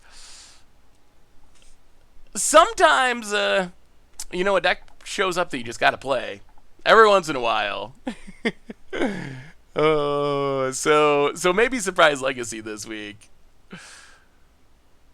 Would you have time to play Momir after League bought my avatar finally? Ooh, well, we will see, Looney. That would be if we play Momir. You can battle me. We'll see how the rest of the stream shakes out. How long this league goes. If we do any affinitying or more blood mooning, but definitely keep it in mind. And if we do some Momiring, you will be the battler, the challenger. Dog Myth with the gift sub to the Asian Avenger. Welcome to the Fishbowl. Thank you so much for your subscription. Big soup to you for you. Thank you. A Sarak Alurin. Too easy. Two tier. Oh my. One Lukka and nothing else. Ooh. Alright, this hand I like. This hand seems like it can win it one way or another. Potential turn 2 Blood Moon, or maybe if we get really lucky and draw another Ritual, just Planebound for the win. Well, we'll see. We'll see. Mountain, go. Azeric Lurid is sweet. Going to 3K on Saturday. Should I actually try hard to play Eldrazi Tron or Troll in play White-Red Land Destruction Prison? I mean, I would probably Troll, but I actually think White-Red Land Destruction is reasonable. Like, I don't think it's just like a horrible deck. Well, opponent said they wanted some spice, and let's see what they think about the spice level of turn 2 Blood Moon. Is that spicy enough for you, opponent? Is that spicy enough? On a scale of 1 to 10, how stoked are you for rotation? Literal 10. I cannot wait. I'm excited to play Standard again without the broken, miserable cards. Opponent, Mountain, literal. Snoop. Alright, so opponent could just go infinite here pretty soon. Oh, play a land. I don't even think we play the Planebound yet because it could die. I think we just wait. We wait, we pass. We untap. Oh, Matron on the top. Plays the Matron. A little bit frightened. Will the Emrakul be fast enough? Will the Emrakul be fast enough? That's a question. Yeah, I guess they figured they were okay with a mountain. Hits us. Sure. Well, I think it's time for the Emrakul surprise. Ramanop Ruins. Planebound Accomplice. And we will use that to put a Lukka into play. Lukka will get rid of Planebound Accomplice. And your go, goblins. Do you have a plan for the Emrakul? Watch him Warren weirding us or something. About it. Land. Ringleader on top of the deck. I don't think they can go infinite. They can't cast a Harbinger because they don't have the black mana. Do spells ever get placed onto Arcane? It is incredibly rare for a spell to get placed onto Arcane. I've seen it happen before, but it is insanely rare. Opponent. Dead, dead, dead. Is it False Cure or 5-ticket Fect, maybe Bone Miser? Oh, it is none of those, Sai, although those are super fun ideas. Hey, good to see you, Gwyneth. How are you? Welcome, welcome. Yeah, Jumpstart Historic Horizons does look sweet. Twiddlestorm does it sometimes. I feel like I've seen a Through the Breach deck do it before. I think there was a more all-in Through the Breach deck that actually played it sometimes. All right, so how do we want to fight this? We probably don't want Blood Moons. Blood Moons seem not good, unfortunately. Actually, is Chalice even good? None of this stuff's good. Maybe we gotta keep Blood Moons. Or at least Magus of the Moon. And bring in all the Abrades, Sorcerer's Spyglass. I don't even know if I want Rabblemaster in the sideboard of this deck. I don't even know if Rabblemaster... I've never really liked Rabblemaster in these decks. It's like... It's okay, but it's not exciting.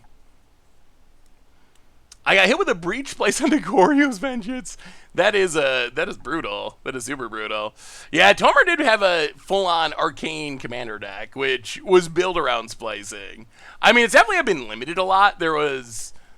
original Modern Masters, there was the Damping Thought deck that was like one of the supported mechanics, and the whole idea was just splice damp it. That was actually one of the sweetest archetypes in original. Oh man, they need to bring back original Modern Masters drafts, because original Modern Masters draft was such an amazing format. Oh, what is the feeling, limited players? What is the feeling about Forgotten Realms? I saw like the first few days after it released, a lot of people saying it was bad. And like one of the worst formats they've designed in a while. I haven't gotten a chance to play much limited. How is Forgotten Realms? Now that we've had like a few weeks of it being out, or a couple weeks at least of it being out, would Cave of the Bugbear work in this? Cave of the Bugbear, I think, could definitely be worth considering. I think maybe better than Ramanop Ruins. I've also Ramanop Ruins is another card. I've always kind of been in the fence for decks like this. Most people play it, and it makes me think that I'm probably wrong not to play it, but the 2 damage is just so unlikely to matter in a deck like this. Well, I like having a handful of removal spells. Bone Crusher is a pretty good Magic card, even in Modern. Black-Red is the best archetype by far, so you'd much rather be the 3rd Black-Red drafter than the only drafter in something else. Oh, wow. And so it's like that skewed color-wise? Okay, that's... So, okay, how would you rank it compared to other recent formats? Would you say the AFR is like... let's go back to Zendikar. Zendikar Rising, Strixhaven, Keldheim. Like, is it the lowest tier of those formats? Bona hits us down to 19. Yeah, Sand seems good against goblins. Just killing things is good against goblins. Oh my goodness. Oh, keeps getting better. Do we want to kill this Prospector? And we lose our Bone Crusher. Probably not. Well, we'll just pass. Anger the gods too. Oh, worst of the bunch. Kaldheim was way worse. About it. It's us. Down to 18. Opponent cracks. And Snoop. War Marshal on top.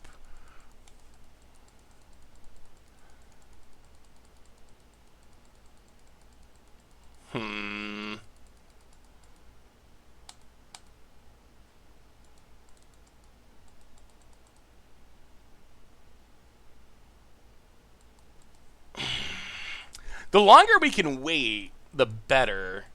Let's upgrade the Prospector. This is like fizzling all of our Bone Crushers, because I really don't want them to sack stuff and we lose Adventure Mode. I assume the Ruins are in the deck for the last 2 of the 15 for Emmy, and 3 from a shock. Narrow, but I can see it.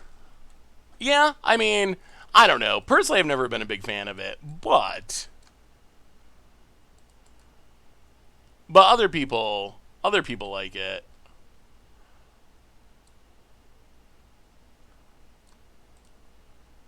Sorcerer Spyglass.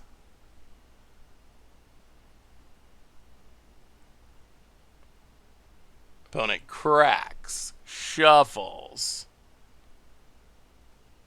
swamp, land on top. Oh, opponent's also got the removal hand. Hell, name Snoop. Play the land, pass the turn. Well, combo shut down, which is good. AFR was good until we figured it out. Oh, but isn't that quick? AFR hasn't been out that long. I feel like, man, maybe everything just gets solved super fast because of Arena and how many games are played. I don't know about that. It was certainly powerful, but 4-color Degenerate Delve Spell, Siege Rhino is nasty. Still was fun to play. What's your favorite limited format? Favorite, just personally. Wow, they actually spun into it, but they can't combo because... because our Sorcerer Spyglass opponent would be comboing off here shortly. Sorcerer Spyglass doing work. Seasoned Pyromancer. Well, play Rop, but Nop Ruins. Pass the turn. Start the great killing of the goblins. Opponent. I think we're in good shape. I really like Strixhaven. Yeah, OG Time Spiral was fun. Dominaria, that's a new classic. Innistrad, I forget how long ago that was now, but Innistrad also, oh, so good. Rise of Eldrazi was another one from kind of that era that is a classic. Original Ravnica, so good. I love multicolor sets. Those are some of my favorite limited formats. War Chief. About it. Hits us. I mean, at some point, we're just going to anger. That point might be now.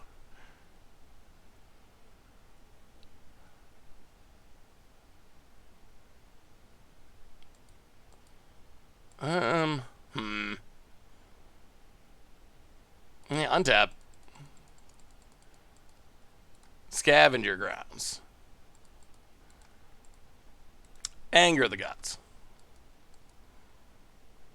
We also have an incentive to try to... keep the board clean because...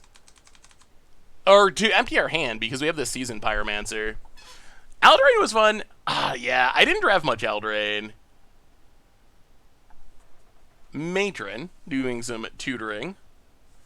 I started playing a Lara block. I really liked it back then. Yeah, multicolor sets, going all the way back to like Invasion, Planeshift, Apocalypse. Like, oh, just so much fun to draft.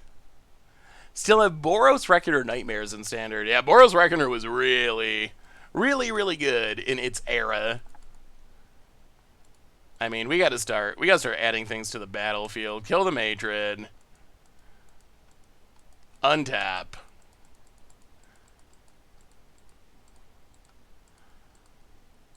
Bone Crusher. Because, I mean, our opponent can play the fair game. They just tutored up a ringleader, so even with their combo shutdown, eventually they're going to play a lot of goblins, and those goblins are going to potentially kill us by attacking. So we guys are doing something at some point here.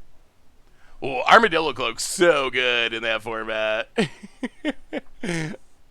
I miss the Black-Red Zombie deck in Miracle Control and Innistrad Standard. Oh, Miracles. Miracles led to one of the best all-time coverage moments. Was it Worlds? Or the World Cup? Whatever the team event was with Kibler and LSV. Oh, that was so good. Such a classic moment. Gemstone Caverns. Well, we will play Gemstone Caverns. We will Nalakilla for the 26th month. How's it going? Welcome back. Welcome to the Fishbowl. Thank you so much for your subscription. Big soup tier for you. Thank you. Seasoned Pyromancer. Do some discarding. Do some drawing. Well, more Seasoned Pyromancers. Go to combat. Attack you.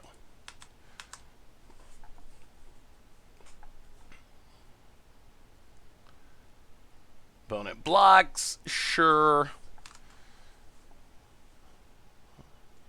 Well, we're hoping this ringleader's a bit of a whiff. I remember being on Black-Red Mortar Pod with Giralf Semester and Falcon Wrath Aristocrat.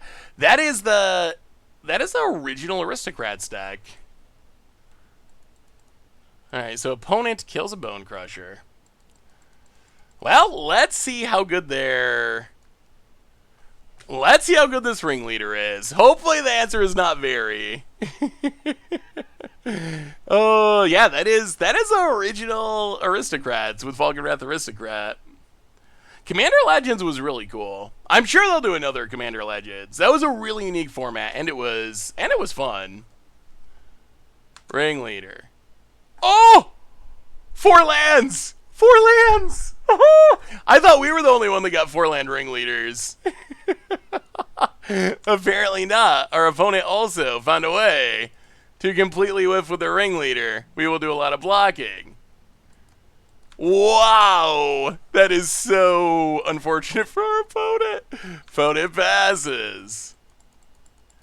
Anger of the Gods. Well, I don't even think we need the Anger of the Gods. Let's Season Pyromancer. Number 2. Discard Anger Scavenger Grounds. Go to combat. Hit ya. Lukka. Down to 14. Pass the turn. Conspiracy 3 would be sweet. Yeah, what? What about... Oh, no. They get another shot at it. Alright. Trashmaster and Ignoble Hierarch. That's better for our opponent. Attacks. Well, we will block and stomp.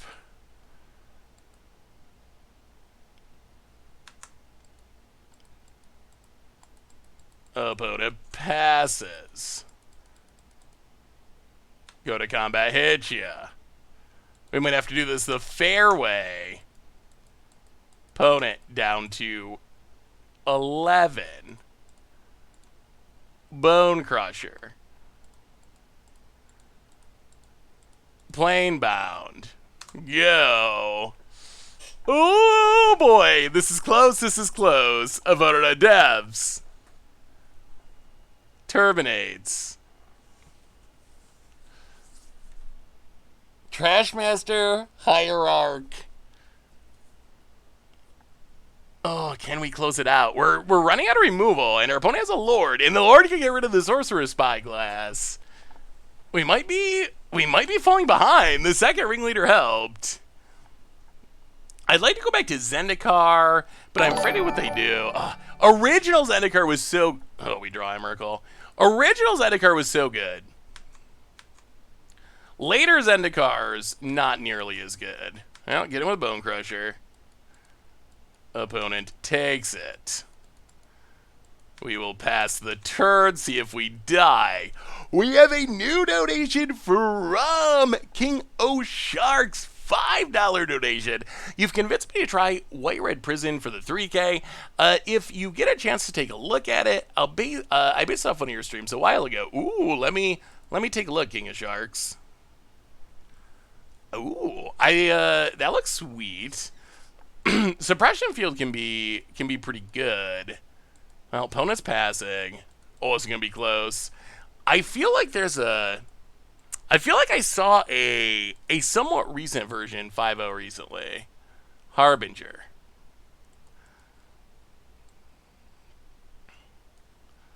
Opponent. Matron. Well.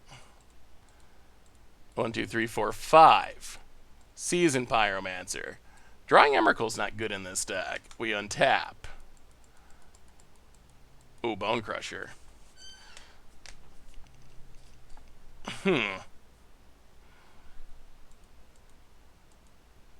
So if we kill this, attack with everything, opponent blocks here, takes 1, 2, 1, 2, 3.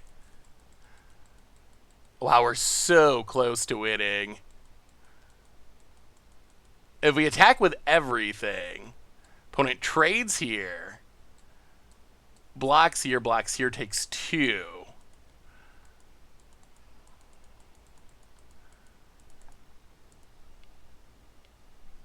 Yeah, we need a lot of rituals. A lot of rituals.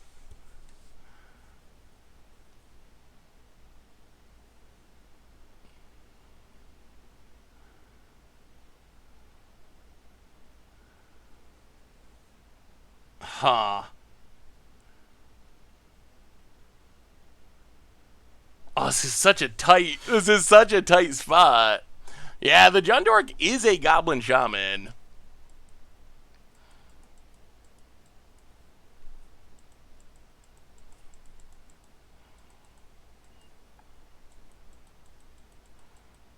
We need 2 turns without dying, basically.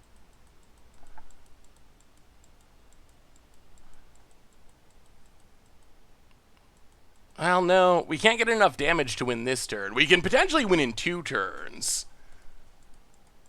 But yeah, we need multiple turns. We can stomp Harbinger.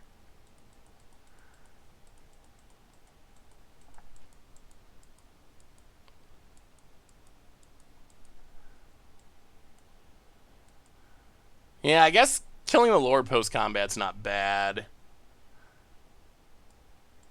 Go attacking. Opponent. Blocks. Blocks. Blocks. Alright, so a bunch of stuff dies.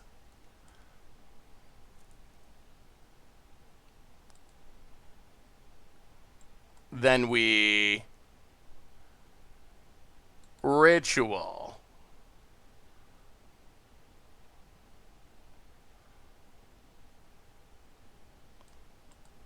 Actually, maybe we don't. Yeah, let's Ritual. Desperate Ritual. Yeah. Bone Crusher. We got a Bone Crusher. Stomp the Trash Master. Opponent gets Agate. Kill the Sorcerer Spyglass. Okay. So stuff dies.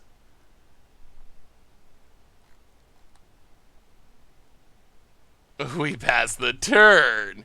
Opponent's at 5. This is so close. Yeah, we lose our Bone Crusher too, which is a bummer. Opponent. Matron. Oh, I don't know if we can win fast enough. Gets the Snoop, I assume. Yeah, plays the Snoop. Terminate on top. Opponent. Passing.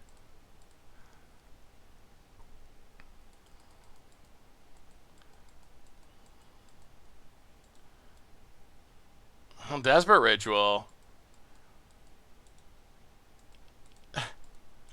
That's for ritual. Make tokens. Untap.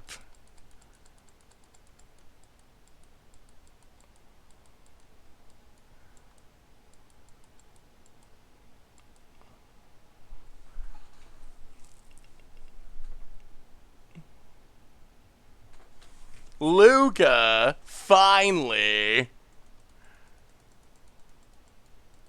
But we could just die this turn.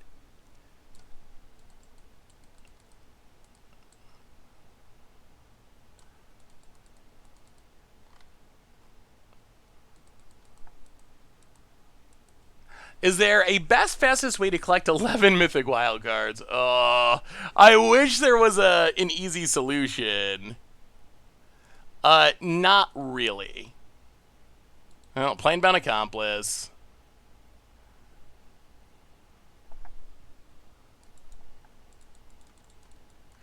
Ramp is not that good. Only deals 2. So if we attack with everything, opponent blocks, goes to 3. I mean, we can kill our opponent in 2 turns in a bunch of different ways. But we're trying to figure out if there's a way to kill them this turn because they could just go infinite at any time. Go to combat. Attack with everything. About it. Blocks. Goes to 3.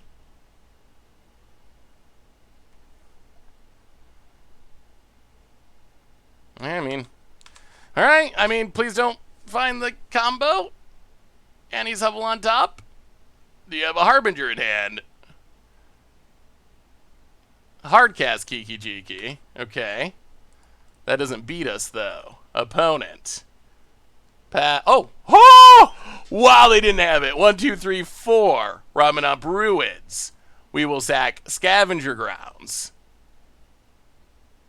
Untap. Oh! After bad-mouthing Ramen Ruins, it's going to win us this game. Although I guess we could have won it in other ways, too. Well, sack the Ruins. Talking about how it never matters, and then it actually wins. Although we could have Luka'd for Emrakul. We drew the Bone Crush, so we had like 20 ways we could have won there, but... Oh! Wow! What about Gadwick and Harmonic Prodigy? Definitely sounds sweet. I'm more excited about Harmonic Prodigy in historic Wizards than in Modern. I feel like a lot of the pieces to build a sweet Wizards deck exist in Historic. I think in Modern, I like Harmonic Prodigy and Shaman a lot. I don't think Ramen ruined the opponent's game. I don't think that Shaman can really work in Historic. There's just not many Shaman, but yeah, Scavenger Grounds is a nice little way to improve Ramen Ruins, and Graveyard Hate's good. Well, this deck's actually been kind of working. We're 3-1, which is not bad. Good thing is there will be 2 rewards of this month because of August 10th update. So as far as getting mythics, some people swear by drafting. Drafting, it depends on how good you are. I think if you are good at drafting, and you enjoy drafting, and you have a lot of time, then probably the best way to build your collection, the cheapest way, is through drafting. I think that's pretty obvious. On the other hand, if you do not enjoy drafting, or you're not good at drafting, or you don't have, a million hours of time to invest into drafting, there isn't really a solution other than spend money. Like, when it comes down to it, I think that's basically it. Like, it's sad, but I don't think your channel points should have went anywhere. I haven't done anything. Yeah, Burning Tree is sweet. Burning Tree does work well with it. That's something we played in Modern even, and it was pretty good. All right, what do you got, opponent? Lures Part 2. Archmage's Charm is one of the, I think, top tier cards. I'm probably gonna do a video about like what cards to craft. I'm expecting Archmage's Charm to be high in the list. Archmage's Charm. I mean, the thing is, I don't think Historic Control needs a big boost. Historic. Oh, is this Hammer time again? Can we avenge our one loss? I don't think that Historic Control needs a big boost, because it's already like top tier and one of, if not the best archetype in the format. I think it's competing with like the sacrifice decks to be the #1 deck. So I don't know if it really needs a boost, although we're getting a lot of sweet changes, so. Harmonic Prodigy came out, yeah, just a little while ago as being one of the final reprints in Historic Horizons. Huh. Well, Land Ritual. Land Ritual. Pyromancer. Awkward. Discard. Oh, no lands. Okay, that's fine. We didn't want that land anyway. Hey, what's up, Wish? How are you? Oh man, this is my favorite archetype to play. It is really like #1. I love Mono Red Prison. Chalice is good. Although it wasn't enough. This is the one deck we've lost to. Is Hammer time. I was really hoping for Giver of Runes. Ugh. Giver of Runes I feel like might be on the edge of being too strong. Opponent, Memnites. No attacks. Well, Chalice on 1.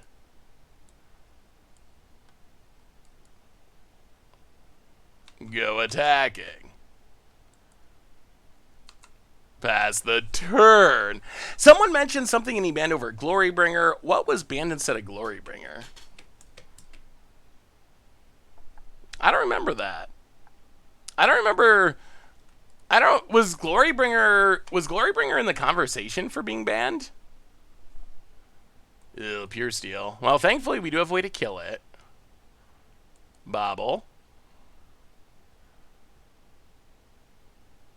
Well, the Chalice might be holding. Oh, Ramenomp. Was that even...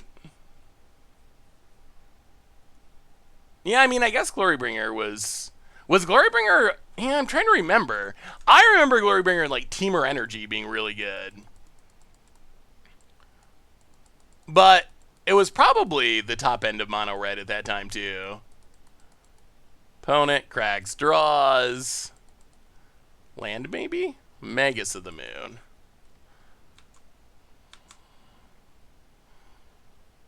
Well, pass the turn. Opponent taps.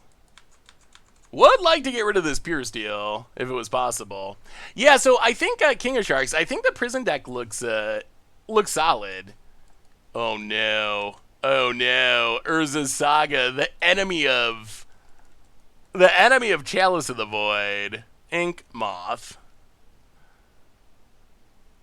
Opponent equips to Ink Moth. We need to draw land. Gets it, hits us. 2, in fact. Well, this is our chance to get rid of the Pure Steel, thankfully. Opponent got maybe a little greedy.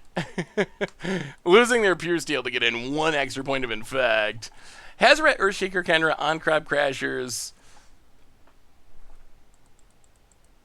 Yeah. I mean, I remember the banning. I don't remember exactly what else was in the conversation to get banned. Magus of the Moon. Get rid of the Saga. Hit ya. All right, things might be shaping up now. Opponent down to 16. We got the Pyromancer. We got the Planebound. If we ever find the Lukka, opponent untaps. Hey Seth, what do you think about future bans in Modern? I see, Darcy.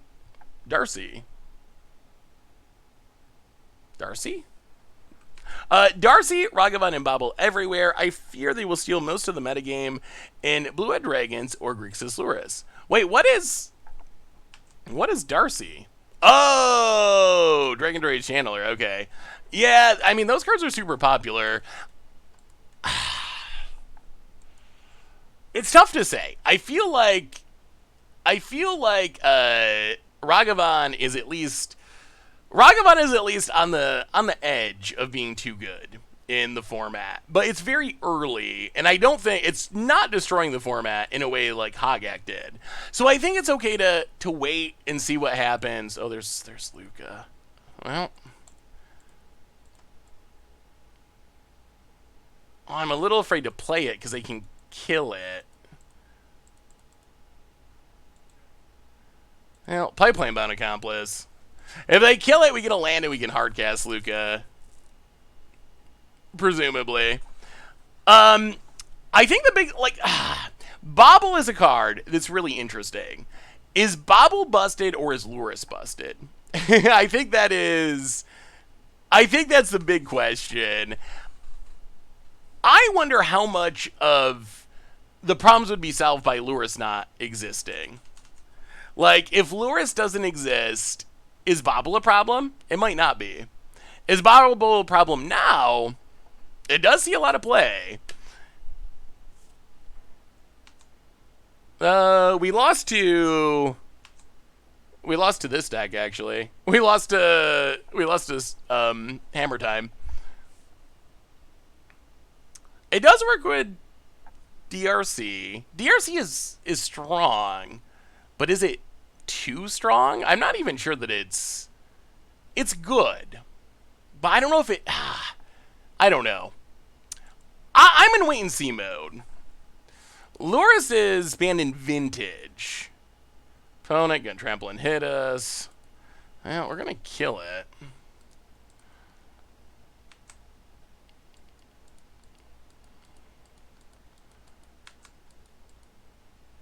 Take a bit.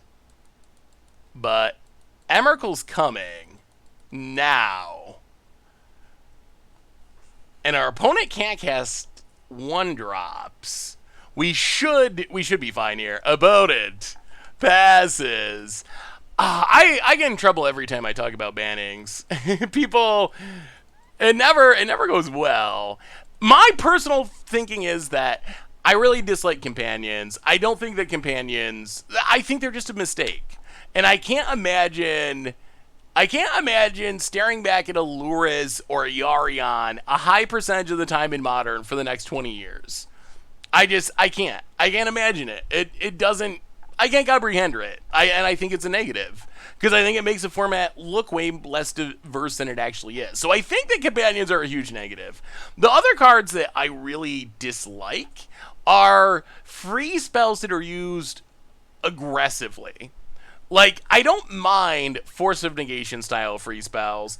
I don't even really mind the new Evoke Elementals. I don't think those have been a bad thing for the format. But the free spells that bother me, Bobble is on the list, although if Luris is gone, maybe that's okay. Mishra's Bobble. Those are cards that are just, they're never played fairly. They're bad cards to play Magic with, but if you're doing unfair things, they can be incredibly devastating. When it's Manamorphose, trigger my Dragon Rage Channeler, surveil a card, turn it on, trigger Prowess, play a Murktide Regent. Like, it's insane. It's incredibly strong. So that is the other consideration. And this isn't a call for bannings. This is what my feelings on the format are. So those are the cards I'd be looking towards. As far as MH2 stuff, I think Ragavan is a card that is a concern. I think that Urza Saga is a card that could be a concern, And I think that Dragon's Rage Channeler ranks behind Ragavan as far as things that I'm nervous about in the format. Not that it isn't in the conversation, but I think that Ragavan is a clear-cut number one right now. As far as like Emery, the thing about Emery is it's like super fair Luris. Like that's actually kind of a hilarious comparison because you can see how busted Luris is.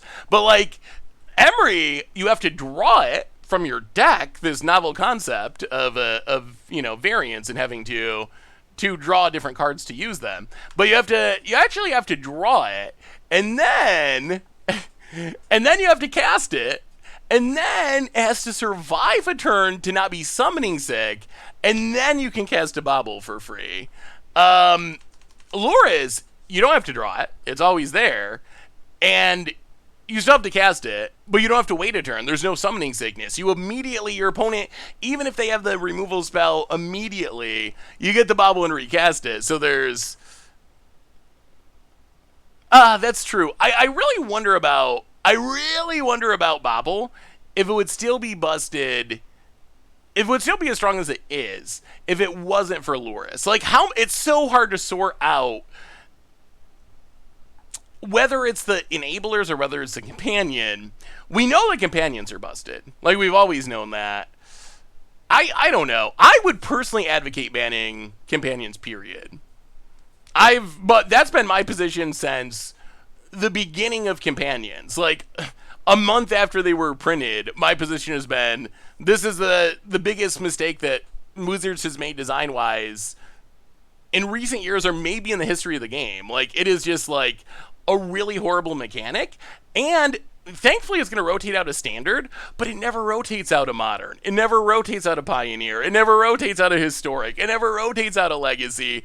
And Luris and Yarion and Jengatha, probably in that order, all see a ton of play in those formats, and it's just going to get old. It's boring. Like, if my opponent had a Tarmogoyf, or my opponent had a Blood Moon. Like, if there was a Blood Moon that I was seeing, 25% of games in my opponent's opening hand, and they always had access to it, that's just, like, the whole idea of the companion mechanic. That's why I don't buy Mark Rosewater's. I don't buy Mark Rosewater's thing in that instance. Like, when that whole thing was going on, Mark's defense was basically, well, I just make the mechanics. It's up to play design or whoever to balance them. So Luris being too powerful isn't, that's not on me. And I think that's true. I think that is true, that it's not Mark's job to balance mechanics. That's someone else's job. The problem with Companion, though, yeah, they weren't balanced, but the real problem was the idea of the mechanic. Like, the whole idea of, here's a card that starts in your hand every single game, and these are legal in Eternal formats, and they're going to start in your hand every single game for the next 100 years is just, that's just like just a horrible idea of a mechanic. Yeah, So yeah, anyway, I don't know how we got on the companion topic, but I would like to see what Modern look like without companions, and if all those same cards that are problematic would still be problematic. Like, I don't know. I'm not sure they would be. I think that Bobble might be an okay card. I think it would see play, and there's still synergies for it, and free spells that are used to, further your game plan offensively. Like, those are, these are some pretty janky hands. Those are cards that really scare me, but maybe it'd be okay without Luris. How's it different than any other staple card that you're going to see in 25 to 50% of games? Yeah, we can't keep this, unfortunately. Ooh. Wow, it's a lot of rituals. Alright, well, we will keep Blood Moon to the bottom. Ritual to the bottom. Well, come on, mana, I guess. I mean, the biggest difference is it starts in your hand every game. Like, I know that's a shortcut. It's not literally in your hand, it's in your companion zone or whatever it is, but it's always staring back at you. It's always staring back at you. From the very start of the game. So I think a big part of it is psychological, honestly. Like, maybe your opponent has, maybe Tarmogoyf, it's not, but let's use Tarmogoyf as an example. Maybe Tarmogoyf is in the same percentage of decks as Luris, but Tarmogoyf doesn't get revealed and shoved in your face at the start of the game, and some games your opponent doesn't have access to it. They just never find it. It doesn't work that way with companions, because it's immediately the first thing that happens, boom, Loris, and you're like, oh, this again. I just did this 10 times in a row. Even though they might be playing a completely different deck than the last person. Maybe they don't even have any cards outside of, probably Bobble, but maybe they don't even have any cards. Like, there's Boggle's Loris decks. This is a Loris deck that we're playing against. Hammer Time.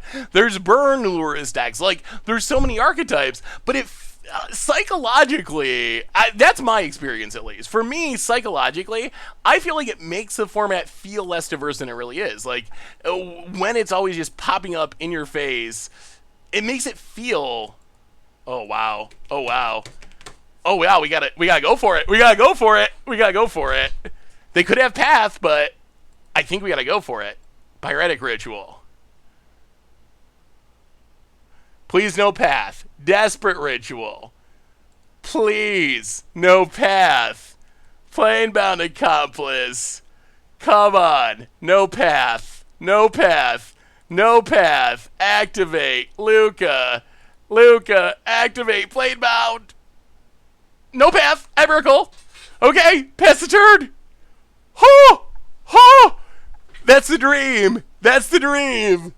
I've had it.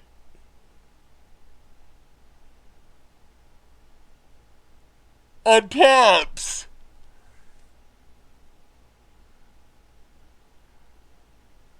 I don't know how they deal with this. Solitude. I guess I can have Solitude. About it. Thinking. Wow. Oh!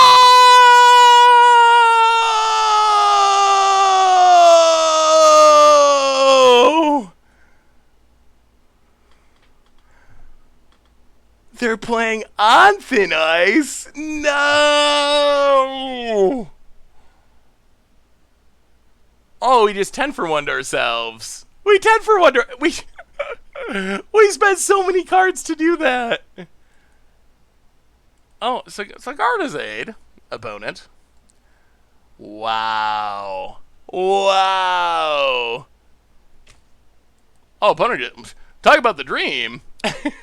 It is our opponent who is living the dream. Holy. Okay. Well. Sure. All right. Well. Oh, I can't believe that.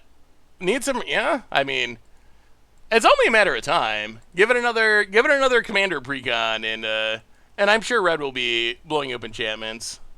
But it'll be in a red way. It'll be like, destroy an enchantment and, I don't know, your opponent exiles the top card of their library and they can cast it this turn or something.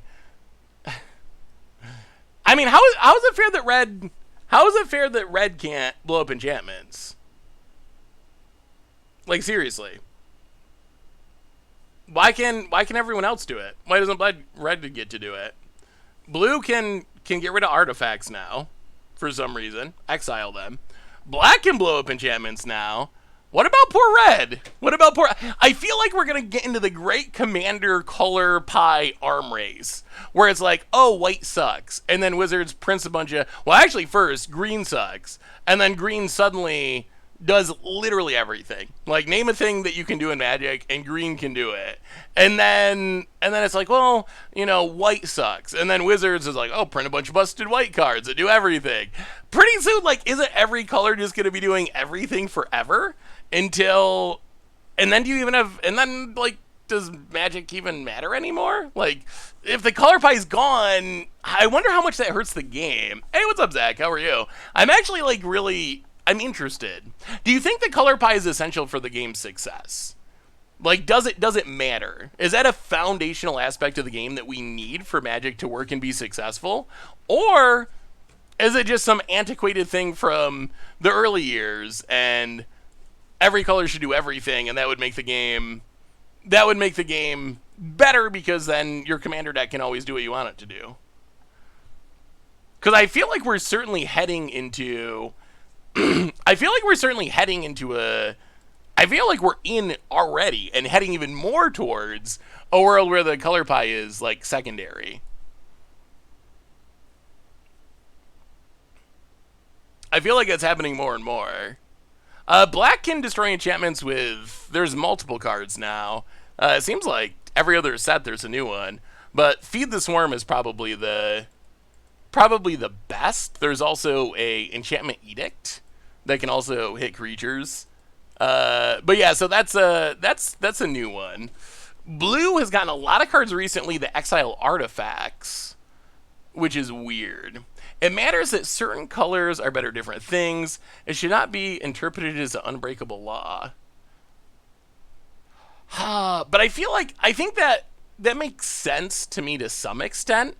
But at the same time, like, that's what Wizards said about black and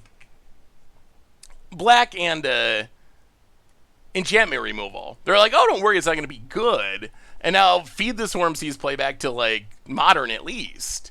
So sure, it's technically sort of worse than like green can blow up an enchantment, but it's not like it's, you know, like in the old, what was the old Gate to Phyrexia? The old artifact destruction spell in black. I mean, that's relatively painful. Sack a creature to destroy an artifact only during your upkeep and only once each turn. I guess that's still relatively powerful. But yeah, so I don't know. Doesn't red have counter spells? Red has counter spells like Tibalt's Trickery. It also has color specific counter spells like Red Elemental Blast or Blue Elemental Blast. I guess what is the modern one? Guttural Response is what? Counter a blue instant? Oh dear. Cigar to Zayde, eh? And a Bobble. Well, death could be coming at any moment. Opponent passes. We draw. A Emrakul.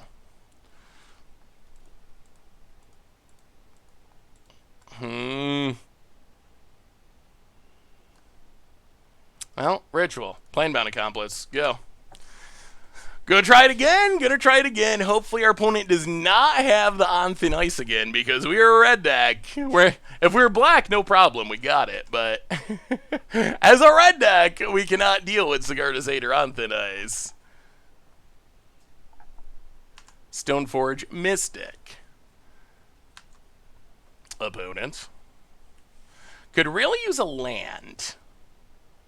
Gets a hammer. If we can land, we can get an Emrakul and leave up this Bone Crusher, which is what we need. Land, please. Blood Moon.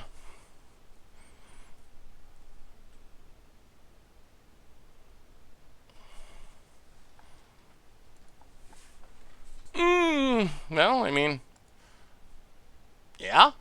Planebound. Lukka. Get rid of Planebound. Get an Emrakul. Do you have On Thin Ice? Again, my friend.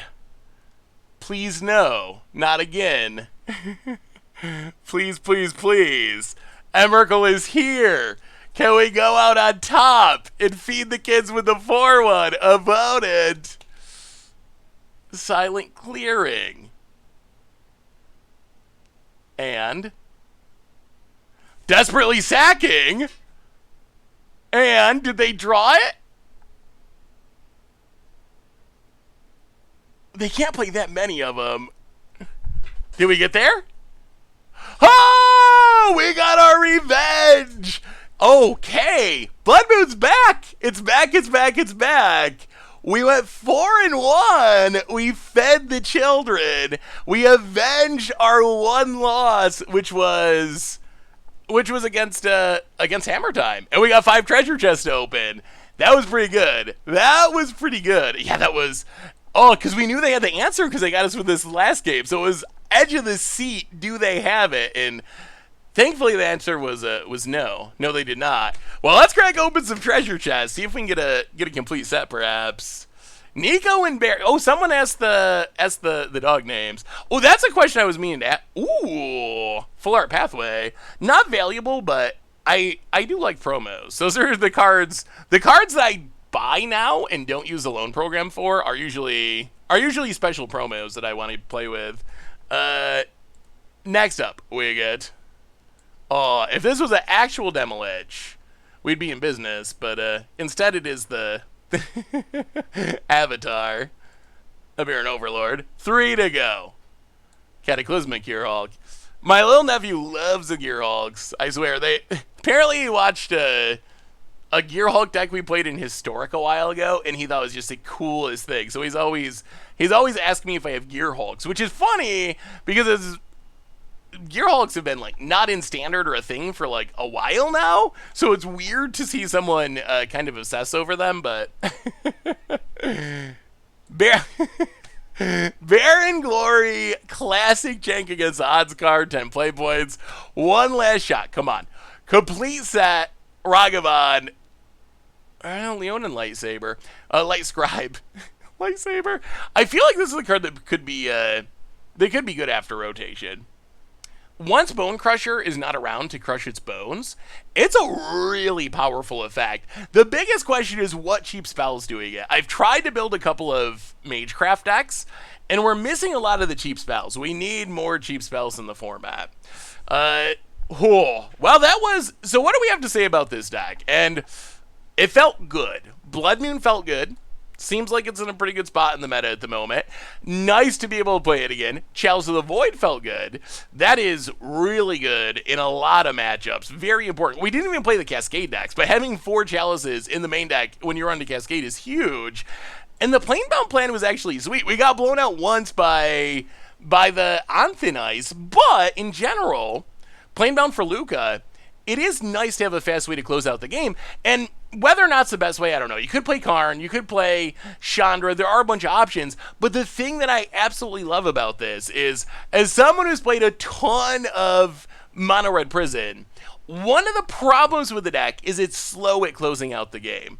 I've wanted to play Psychogenic Probe for Against Odds for a while, but it never wins the poll. It would be a sweet one to play in the future, though. It's slow at closing out the game.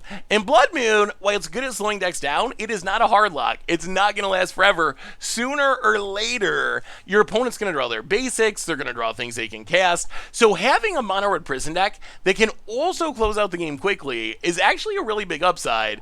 It's a janky way to close out the game, Planebound Accomplice Lukka combo, but it does close out the game in like 2 turns rather than in a million Chandra activations. So I don't know if it's the best way to play Mono Red Prison, but Mono Red Prison might be back, even with Simian Spirit Guide gone. Rest in peace, Monkey, but it might actually be back because this felt really solid. So, hey, just kind of the Magic recently coming from Yu-Gi-Oh! Do you recommend any sort of decks to buy and play with friends? Ooh, well, welcome to Magic, Gamboni Bazilla. Oh my god. You will, if you're new to Magic, you might not know that I tend to mispronounce people's Switch names accidentally.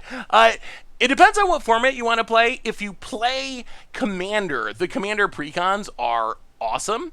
If you just want to have random decks for the kitchen table, I think there's 2 options. I think either you go with Challenger decks. Challenger decks are not Commander. So if you are interested in playing Commander, Challenger decks are 60 card decks. They got a sideboard. They are pretty well put together for their price, and you can play them right out of the box. So that's number 1. If you do like Commander, then the Commander precons are also quite excellent. And they're also cheap. They're also good for their price tag. So it would be one of those 2 would be my recommendation for a new player to play with friends. Get the precons, learn with them, enjoy them. You can always upgrade them, but I think that is the way to go. I've been consuming a lot of Commander videos on YouTube, but I also want to play Standard. Well, the Challenger decks are for Standard, the Commander precons are for Commanders, so I would go with one of those for sure. So, good news. Well, bad news. I don't think we're going to get into Neoform Affinity today. We'll have to save that for next time. Good news is, Looney. Looney, you around, Looney? This is your chance. We haven't done this in a while. It's a tradition on the stream. If our league gets over and there's enough time, we do a little Momiring. We haven't played Momir in a while. Oh, actually, as we're waiting for Looney, Looney, if you want a Momir, get if you're still here, send me a Momir challenge. I gotta get your opinions. I think the most controversial card from Jumpstart Historic Horizons is Pool of Vigorous Growth. We had a pretty big debate about this one on the podcast yesterday. What do you think about this card? Pool of Vigorous Growth. It is actual Momir emblem on an artifact that's going to be legal in an actual constructed format that is played at like Worlds. It's an historic. But it is Momir Avatar. Like, the ability is the same. Discard a card, you get a token copy of a random creature of the mana value of X that you paid. Only do it as a sorcery. It is Momir. Well, Necronexus, while we don't have time to play it today, it's still on the list. And we still will do some affinitying. Yeah, we finished Blood Moon. We went 4-1 with the Blood Moon deck. Do you think it's good? That's the question. Do you think it's actually good? It's one of the cards that I don't know if it's good or not. On one hand, it's not good in the early game. It costs 2 mana to cast and doesn't do anything. Getting a random like 3-drop for 3 mana, not very good, or a 4-drop. There's just so much variance.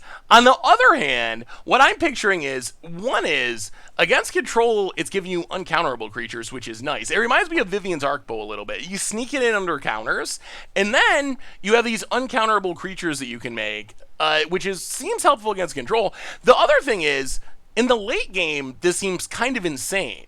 Like, in the late game, you get up to 8 mana, 7 mana, and you top deck a land. You just dump all your mana and get a random 7 or 8 drop, and that's way better than a land. So instead of getting a random, mana dork, a random land, you know that you're getting something at random of the highest value possible. You're using every bit of your mana every single turn. So it's kind of an insane mana sig. I don't know. I think it might actually be good. I'm not sure. I'm still trying to figure it out. But I think there's a chance. But that one's just really interesting to me. Anyway, today, it's been a while, but it is Momir time against Mr. Looney. If you are not familiar with Momir, it's the card we were just talking about. It's a whole format built around an avatar that is that card. You start at 24 life. Your deck is all basic lands. You start with this avatar, the Momir Big Simic Visionary avatar, that says each turn you can pay X, discard a card, and you get a token that's a copy of a creature of that mana value at random, and you can only do it sorcery only once each turn. So it's exactly the same as the pool that we were just talking about. Difference is your deck is all lands, so you can't actually play anything. You live completely at the whims of the Momir avatar, and the format's really fun. It's really fun. It's on Arena sometimes. Oh my goodness! Oh, Frontier Guide is so good. We even got the 4. Oh wow! Oh, Frontier Guide. We will gladly skip turns to Frontier Guide. I don't know if I've ever hit a Frontier Guide in Momir before. Frontier Guide is great. Opponent, Paladin of Atonement. At the beginning of your upkeep, if you lost life last turn, put a counter on it. When it dies, gain life equal to its toughness. Well, since we get this Frontier Guide, we're just going to make it 3. And then we'll skip next turn, at least, and start ramping. Random. Ooh, Mathis Fiendseeker. Beginning your end step, put a bounty counter on target creature an opponent controls. For as long as it has a bounty counter on it, when it dies, each opponent draws a card and gains 2 life. Yeah, alright. Actually, kind of a sweet start to this game. Can the card make an Ugin? It only makes creatures. So I don't believe... Hey, see ya, Necronexus. Thanks for hanging out. Go to sleep, have a good sleep, and Affinity's still on the list. The Neoform Affinity, it's still on the list. Yeah, we are getting a little bit lucky. Our opponent's getting Pincher Beetles. We are getting Commander Deck Mythics and Frontier Guides. Well, we will play a land. we're just gonna pass. Unfortunately, we can't put a counter on that. Wait, so for as long as a creature has a bounty counter, when it dies, each opponent, so even if it has 2 bounty counters, we still just draw a card. Alright, that's not super exciting. About it hits us. We will take it. Down to 21. 7 is risky. 7 can kill you. There is some lower rarity stuff that can kill you, but because there's like Leveler kills you, but there's so many 4-drops that it's not likely. There's less 7-drops. You know, we're just gonna do this now. Doesn't really matter. Get our mountain, the most important land. What do you think about Pool of Vigorous Growth and Treasure Hunt decks? Ooh. I mean, that sounds kind of sweet. So you Pool of Vigorous Growth.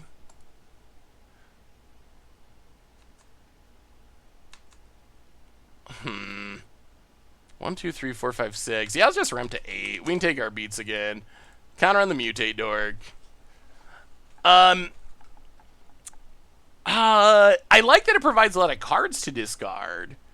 But I think ramping, I think mana on the battlefield is going to be more important than cards in hand. Because you got to tap it anyway, so you can only use it once each turn.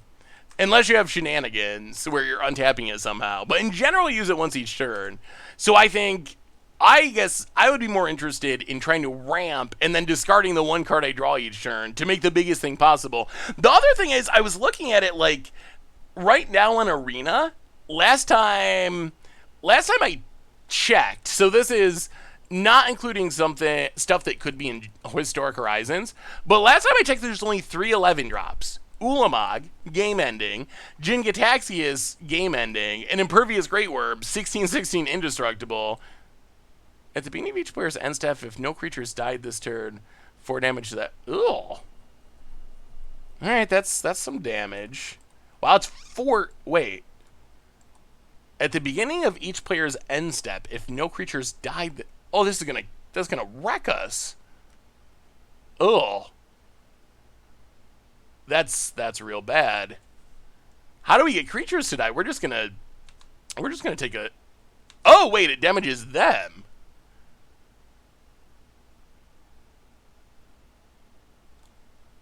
I see. Yeah, that's still scary. That's gonna add up. It is not that easy to get creatures to die. Well, make an 8-drop. Avatar of Fury.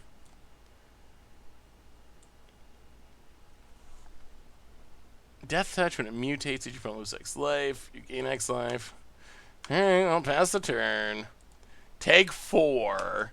But we're behind on life. I guess we have the big flyers, so maybe that'll allow us to win the race in the long run.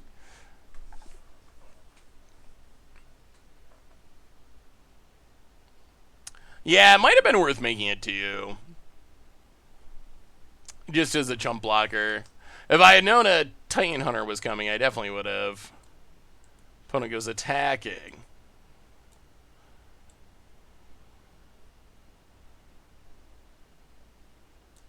Yeah, alright.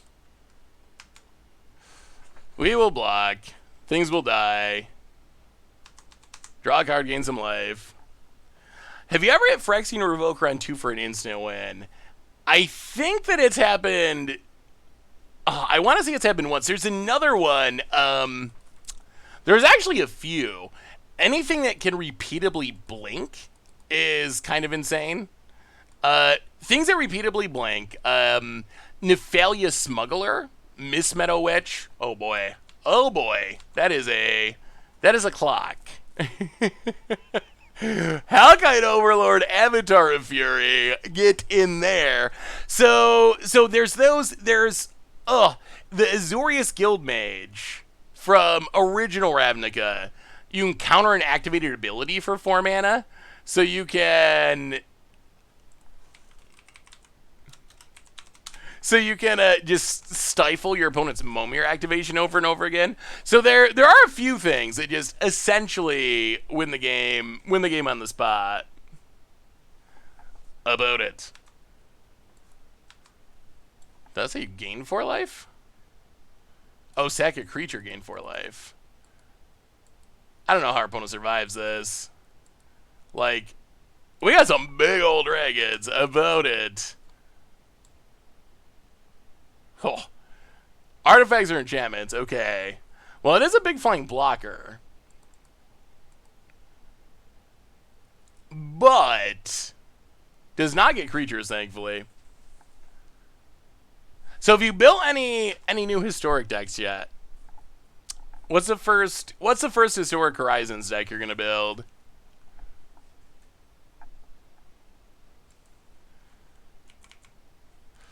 Oh, all right. We got the GGs in game 1.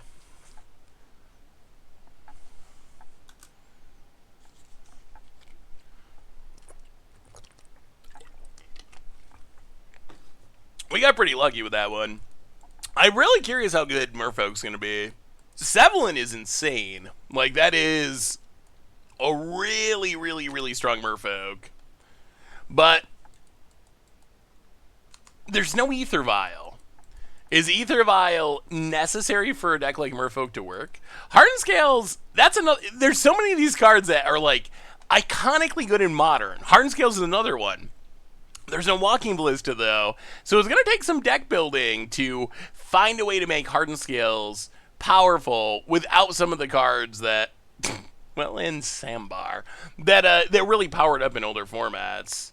Yeah, Merfolk is getting... what Merfolk needs most, I think, now is Spreading Seas. I think it just needs a Spreading Seas. It doesn't have a way to turn its opponent's... Oh, well, that's interesting. Huh. Alright. Reverse Panharmonicon. Anti-Monicon. I mean, I think Hardened Scales you can probably play in just a, like, Conclave Mentor, relatively fair +1/+1 counter deck. Blistering? That art. Wait. Is that a... Is that a mouth? That's a... That's like a burnt up guy in a pool of lava going into a massive mouth, isn't it? That would be a good album cover. That would be a good, like, metal album cover, I think. I don't think I've ever noticed this art before. Oh, I have no idea what's going on, but that is sort of creepy art. Discard a forest.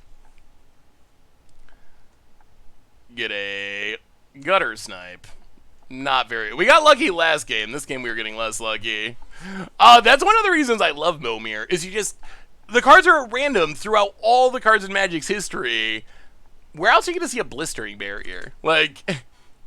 that is part of what makes... A big part of what makes a format fun is just, like, finding these weird old cards.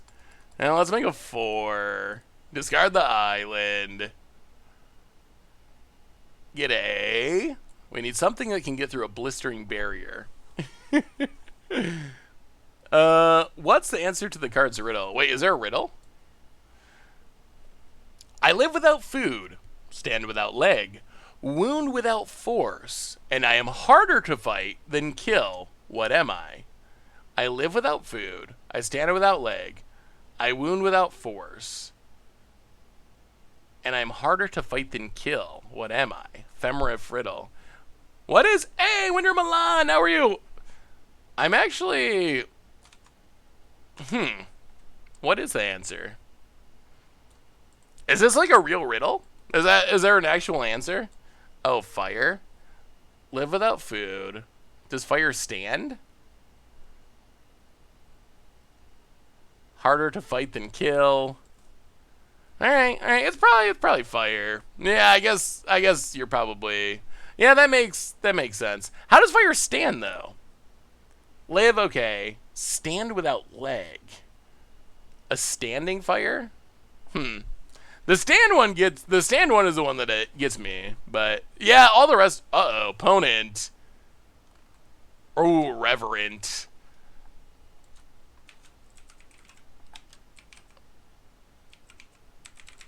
Yeah, Revenant, not great. Power toughness equal the number of creature cards in your graveyard, and opponent's down to just the riddle. Just the riddler. Blistering Barrier, sure. If you hit a Phage, oh wow, oh we're going to 7 and we're staying at 7. I don't know if there's ever been a game of Momir where Phage has won it for someone. That would be so awesome. We are definitely going to 7, and we are spinning for Phages. If we can win with a Phage, that would be the greatest Momir win in the history of Magic, I think. Yeah, normally you're trying to avoid 7s in the Flottery, because if you get Phage, you just lose. In this case, I've never hit a Phage. I've played so many games of Momir. Never once have I hit a Phage. It would be so funny if the first Phage I ever get is... if the first Phage I ever get is a... when we got a Tecatli Honor card. This thing's not that bad. Jona's Avenger, 0, a 4/4, 0. Until end of turn it gets -1, -1, and your choice of Shadow Double Strike, Pro Red Vigilance. So our opponent can hit us for 2 each turn, basically. Our opponents can hit us for 2, 0 at Double Strike, 0 at Shadow. Or actually 4. Ugh. Yeah, our opponent can hit us for 4 each turn. So that is like a legit clock. Opponent gives up on the teeth. One more look at that beautiful art. Pass the turn. About it. Yeah, we haven't gotten very many great creatures this game. That is true. Last game we had some good ones, but things will start heating up as we get more mana, probably. Usually like 6 to 8 mana is... Ooh. Panglacial Worm. Oh, the worm surprise. Opponent. It's us. Oh. Okay, yes, yes, yes. Please kill this. Alright, I was worried about that going very differently. We will accept that thing dying. Well, spin for Phage number 1. Come on. Oh, secure. Oh. Oh, Secure's so good. It's so good. Tap it to exile a creature. We do have to take 3 a turn, but tap to exile a creature is an incredibly powerful ability. D-Dash it. Welcome to the Fishbowl. First time sub. Thank you for your subscription. Big super cheer for you. How did Mono Red Prison go? Did it come up yet? Yeah, we played our Mono Red Prison League, and we finished it, so we decided to do a little Momiring for fun on to wrap things up.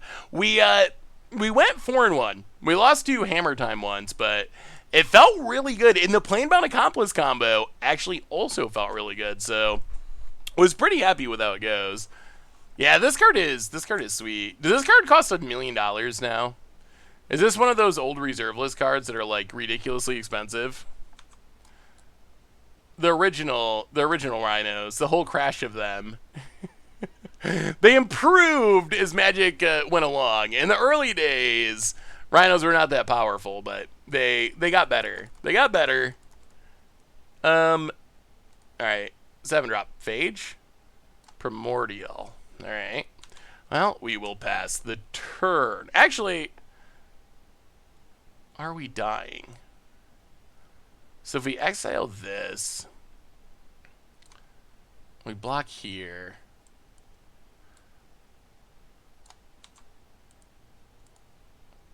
All right, kill the Rhinos. Hit our opponent. We might still be losing here because we do have to take 3 a turn from our Shaku. Oh, that's not that bad. Is it on the reserve list? It is kind of a sweet card. It's got interesting art. That is, there's some serious vampire teeth going on in in the art. That is a frightening vampire. Most of the like newer vampires, they don't look that scary. Opponent hits us to 8. Nicobolas. Well, yeah, we go to 3. Or go to 5, take 3. Keep spinning for Phage. We want the Phage win. Trolls of Tel Jalad.